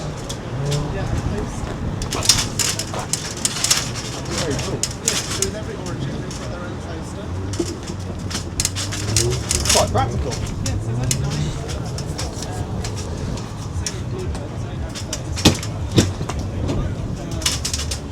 It's not too bad. Can't buy one. All of your safety down there.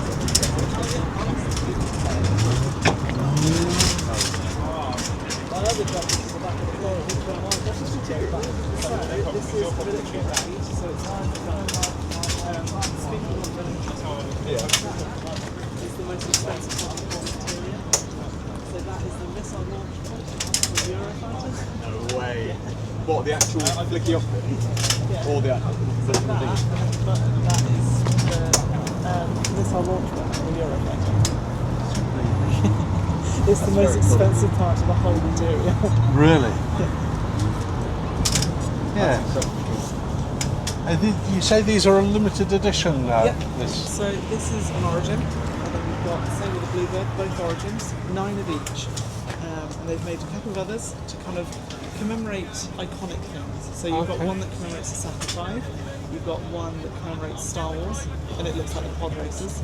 Okay. You've got this kind of military one, you've got the Bluebird, which is dedicated to Donald Campbell and Bluebird, yeah. See the Union Jacks on the front there. Yes, you've got things like there's one called the Scramble the Jacks, which is like an RAF looking one. Okay. And then you've got pop art as well. So you've kind of got different. Got a what? Pop art. So Pop art. Okay, yeah. right. Okay, yeah. So it's kind of covers all iconic bases, really. Okay. What Is that a very small bed strapped to the side of the car, or? I mean, it could be. So these are your panniers for your luggage. Oh, right, Some of okay. this. So it turns out, with all of these three, so the three panniers, it's the most practical Morgan. It has more luggage space than any other Morgan. Well, there you go. You heard it here first. This has more storage space than any other Morgan. Admittedly, that is a low bar, but Even with the Super Sport and its new boot, it right. is still, And can we have a walk through the Super Sport, Yes, of because that is a fantastic looking thing. In the flash, I was quite surprised. The rear window seems very low. That sort of waistline is very low on it. So, Is this a pop-off roof? Is it? It's a hard top drop convert on. it. Takes about 20 minutes. You can do it by yourself. I've done it multiple times. Okay. And it just requires some tools. So it's 2 tools. 17 mil, 10 mil. You've got bolts that go through into the boot, and then you've got some around the back of the windscreen as well. Okay. But the idea of the larger window, if you look in the rearview mirror, it looks as though there is no Right. roof on Yeah. it. Okay. So that's the idea. That's why it's such a large kind of aperture. The doors are a lot easier with the side screens. So Yeah, just I pop see. straight They on. just drop straight into those holes, don't they? So I absolutely love this. It's our demo. It's one of the only ones that they've currently got in the UK. I think it's one of Really? about 10 at the moment. Okay. Obviously that number will increase, but yeah, currently it's one of about 10 in the UK. Okay. I love the wood interior. I commented on my way around first time. It's very IKEA. It looks like stripped pine. So it is birch with aluminium inlay. Oh, birch with aluminium There you inlay. go. Only Morgan So you've could got bring a this choice there. of any woods, even if you've got, say, a tree in your back garden and you want that particular wood. They'll they will pop do round, so. chop your tree down, Exactly and that. turn it into your car for you. How about that? So you've got a tree in the garden, it's a bit of a nuisance, drops There you go. leaves everywhere. Just have Morgan come round, turn it into a car for you. Exactly that. Job's exactly a good one. that. There's a selling feature on its own. Exactly that, you know. Perhaps we could arrange a test drive of some of your Most finer. definitely. Most definitely. I'm here in sort of black CLS shooting yes. brake over there. That's mine, and we're just starting this YouTube channel. It's called United by Cars, and obviously we are here all united by cars. And you are, well, you're an enthusiast dealer, aren't you? It's Most fair to say. definitely. We're Yes. a small team. There's 3 of us in the sales team. That's all there is. So I'm Jay. You've got Ben and Albert over there. So Albert on the right, he does Caterham. You've got Ben on the left, he does Subaru. I do Morgan, and then we all do Right. So we are a small dealer. We are funny enough based the David Brown building over there with the Union Jack. Yeah. That's where we're just moving into. And just behind it, you'll see where it just says Lotus on the side. Okay. That will see our workshop. That is where we're based. We are based just across the road. Is he supposed to be doing that? So it's a little cater experience they've got over there. Oh, it's catering experience. Okay. Oh, right. Okay. He is supposed to be doing that. Yes, that's the entire point. Yeah. Yeah. The Lotus.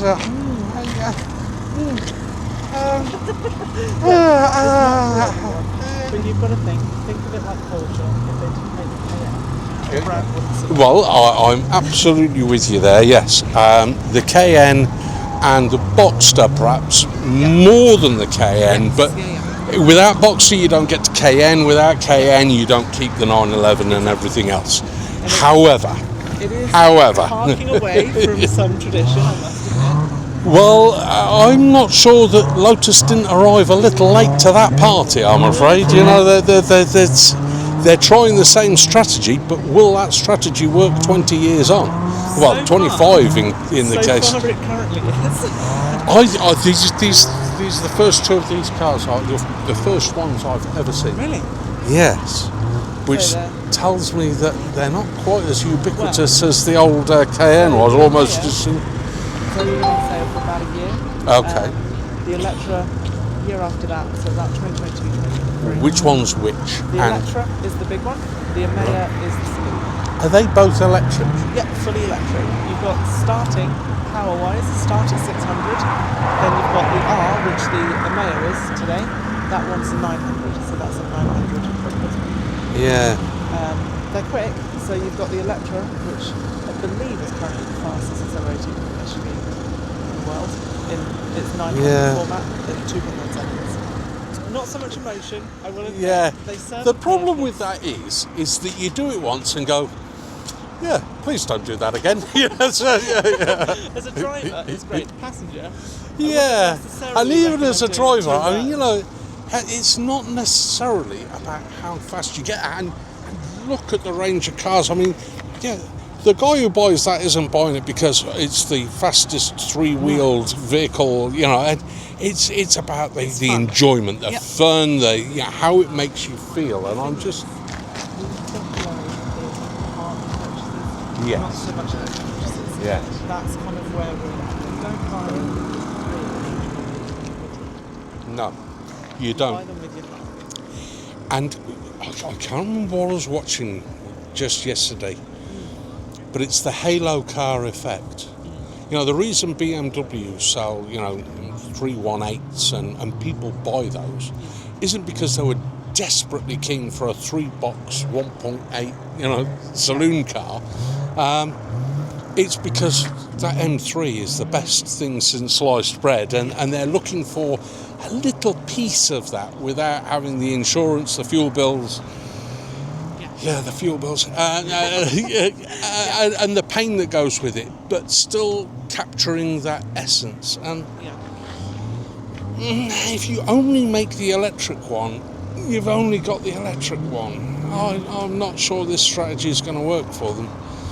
Let's hope, because this is a British brand we cannot afford to lose, even though it's no longer British owned. But what? Still made in Hethel. And are they currently manufacturing at Hethel? Yes. Yeah, they are. I've heard some worrying stories coming out. I wouldn't worry too much.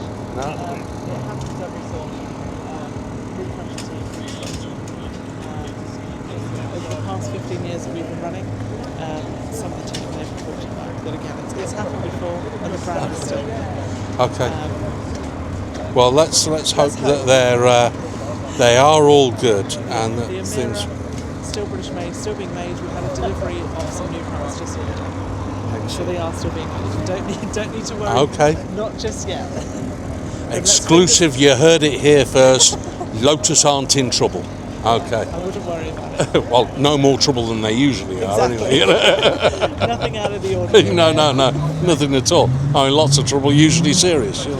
But lovely. We will have to have a tie-up at some point. I'll give you a call. Sorry, your name again? J like the letter. Okay, Jay. Excellent, Jay. I'll give you a call probably in the week, and we'll perhaps come up and do some filming. And honestly, more than welcome to. Perfect. So you can find me on Instagram or anything. So we've got a work Instagram page. I've got now a professional one. Instagram United by Cars. Get onto it as we see. Go on, and there are a couple. Otherwise, So I'll if get you pull that up, I think it's the second one down. Somebody showed me earlier on.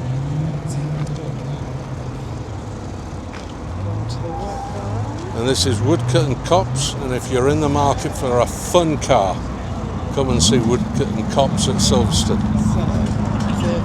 It's that one is the top one there. There you go. See, there we go. Excellent. There you go. See, Lovely. More than happy to sort something out. Excellent. What's your name? Andy. Nice to meet you, Andy. All right, you too. Catch up with you later. Thanks, Jay. Thank you.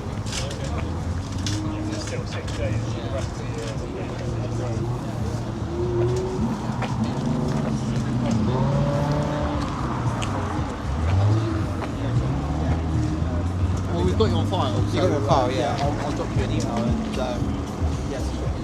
And here's the Bluebird model that we were just talking about.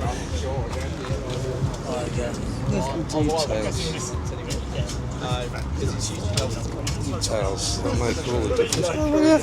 Red Admiral butterfly. This time of year.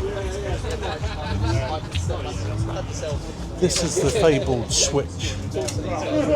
Probably the most expensive part of the car. A Eurofighter Typhoon gun switch or something or other. Lovely. Look at that engine turned to death. Glinting in the sun. I think today is just the sort of day that you'd want one of these. At an event like this. Look at that.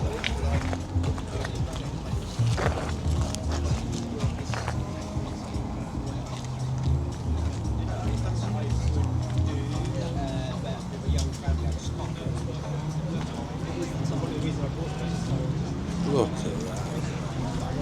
Absolutely fantastic.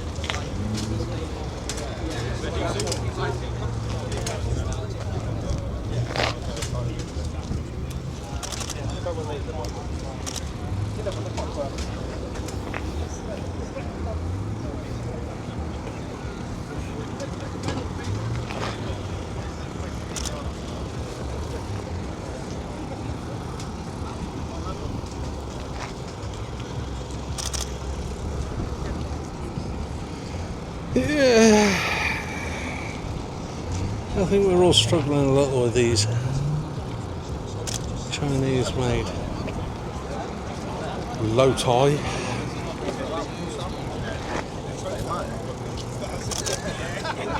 But there we go.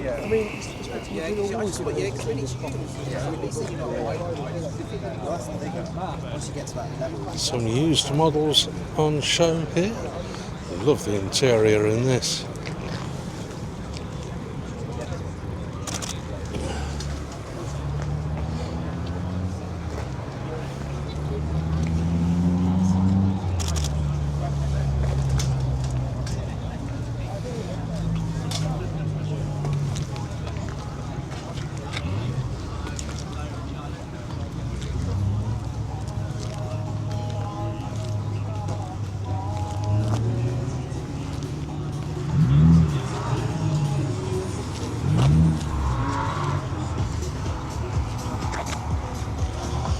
Let's get some pictures of this.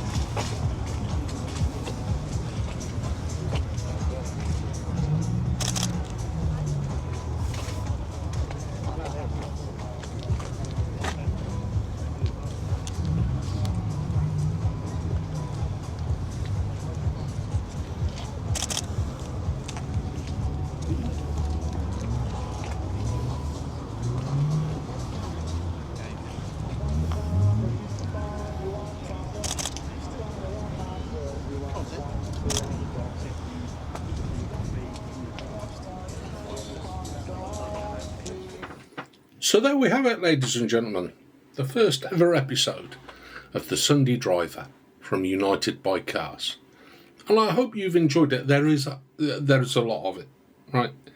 Up until a few weeks ago, I would have never have made anything this long, but I've been watching a lot of Tasty Classics lately, so you can blame Ben. If he can produce long-form content that's that long, then so can I. I hope you've enjoyed it. There's hopefully something there for everyone, and we're not quite done yet. One feature that we're going to keep in the show, the Parish notices.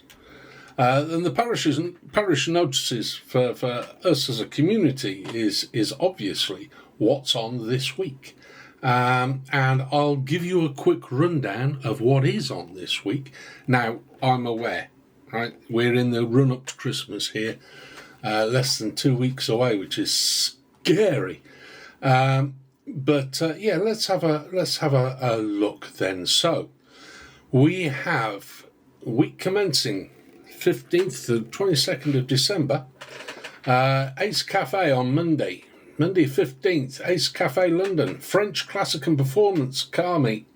Evening meet, cafe closes early. Now, bear in mind, one of the things that didn't make it into this week's show, and maybe we'll touch on it very, very briefly next week, but I doubt it somehow. We did German night at the Ace Cafe back in October time. And it was just as they went on to their winter opening hours, and it was a bit of a disaster, to be honest. It's getting dark so early, and these evening meets might not be as well attended as one would hope, but don't let that put you off. You know, if everybody gets put off because nobody might turn up, well, it'll become a self-fulfilling prophecy, won't it? But yeah, perhaps have a ring round some of your friends and acquaintances and rally a few troops so we can put on a good showing for the Ace.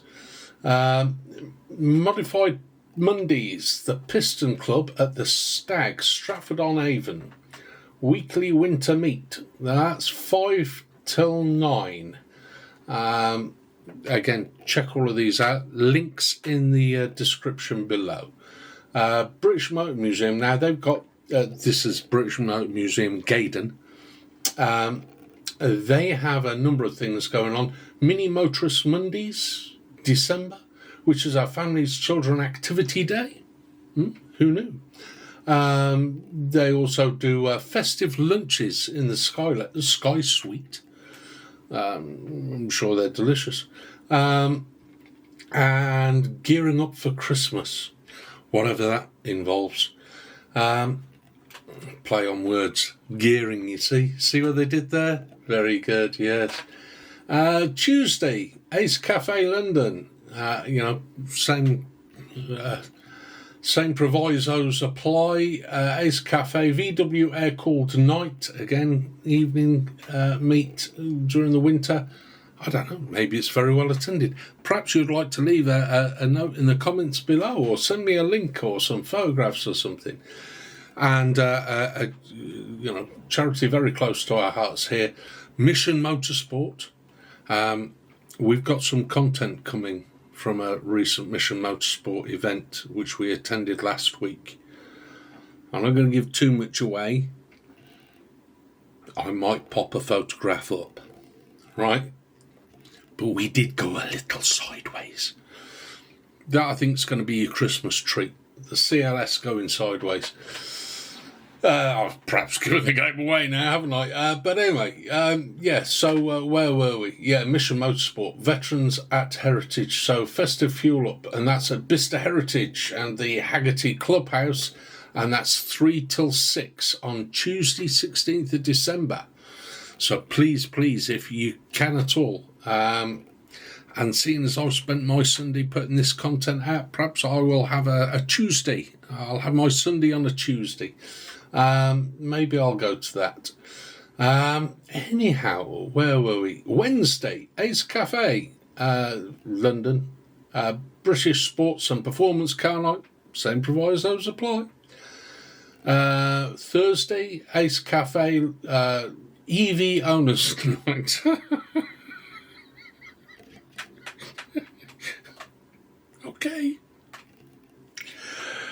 Okay, yeah, the EV Owners Club are out. That's if it's not too cold and their batteries haven't all decided. Yeah, leave it.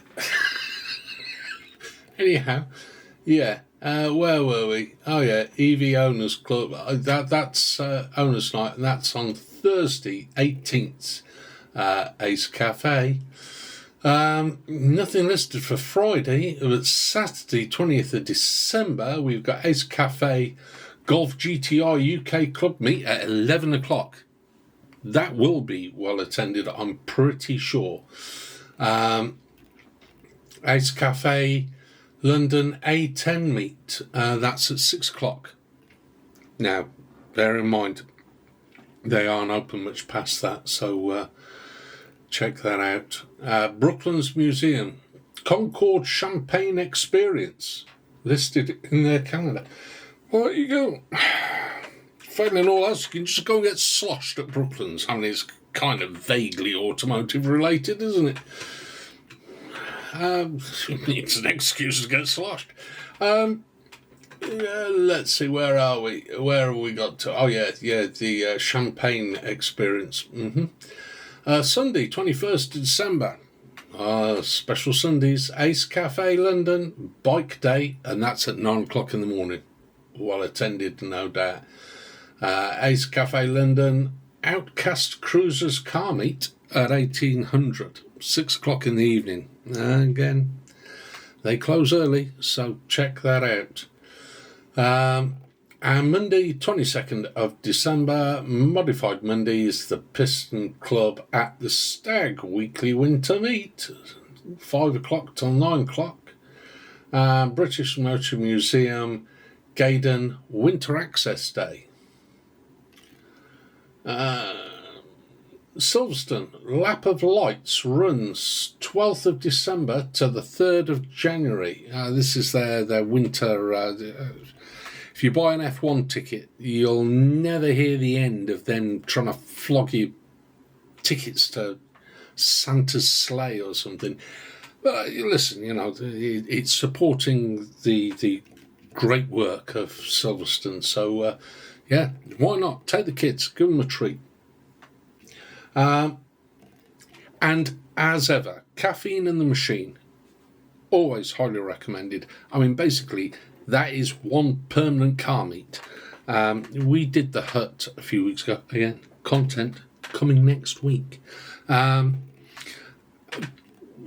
very good. Yeah, when the guy who is the manager for the pub, cafe, I'm not sure what you call it, but when he stood in the car park, making sure that the cars are parked appropriately, according to interest, the most interesting will be the closest to the door kind of thing. I got very close to the door. That there's real passion going on here. They know their customers, they know what they're about, and they cater very well, I have to say. Lovely carrot cake. I should probably go easy on the carrot cake. So yeah, that's the coming week. And please, if you've got an event, if you want to be featured in our weekly roundup of things going on, drop us a line. The comments below is the best place. You can just put your event in there, and I will read it out in the Parish Notices section. So that's Parish Notices for this day, 14th of December 2025, the auspicious launch date of United by Cars Sunday Driver. I hope you've enjoyed it. If you have, there is a button specifically for that, as John might say. And please subscribe. More content coming. Please come back next week, see what we've got. They won't all be this long. This has been a couple of months of Sundays. It's been brewing for a while.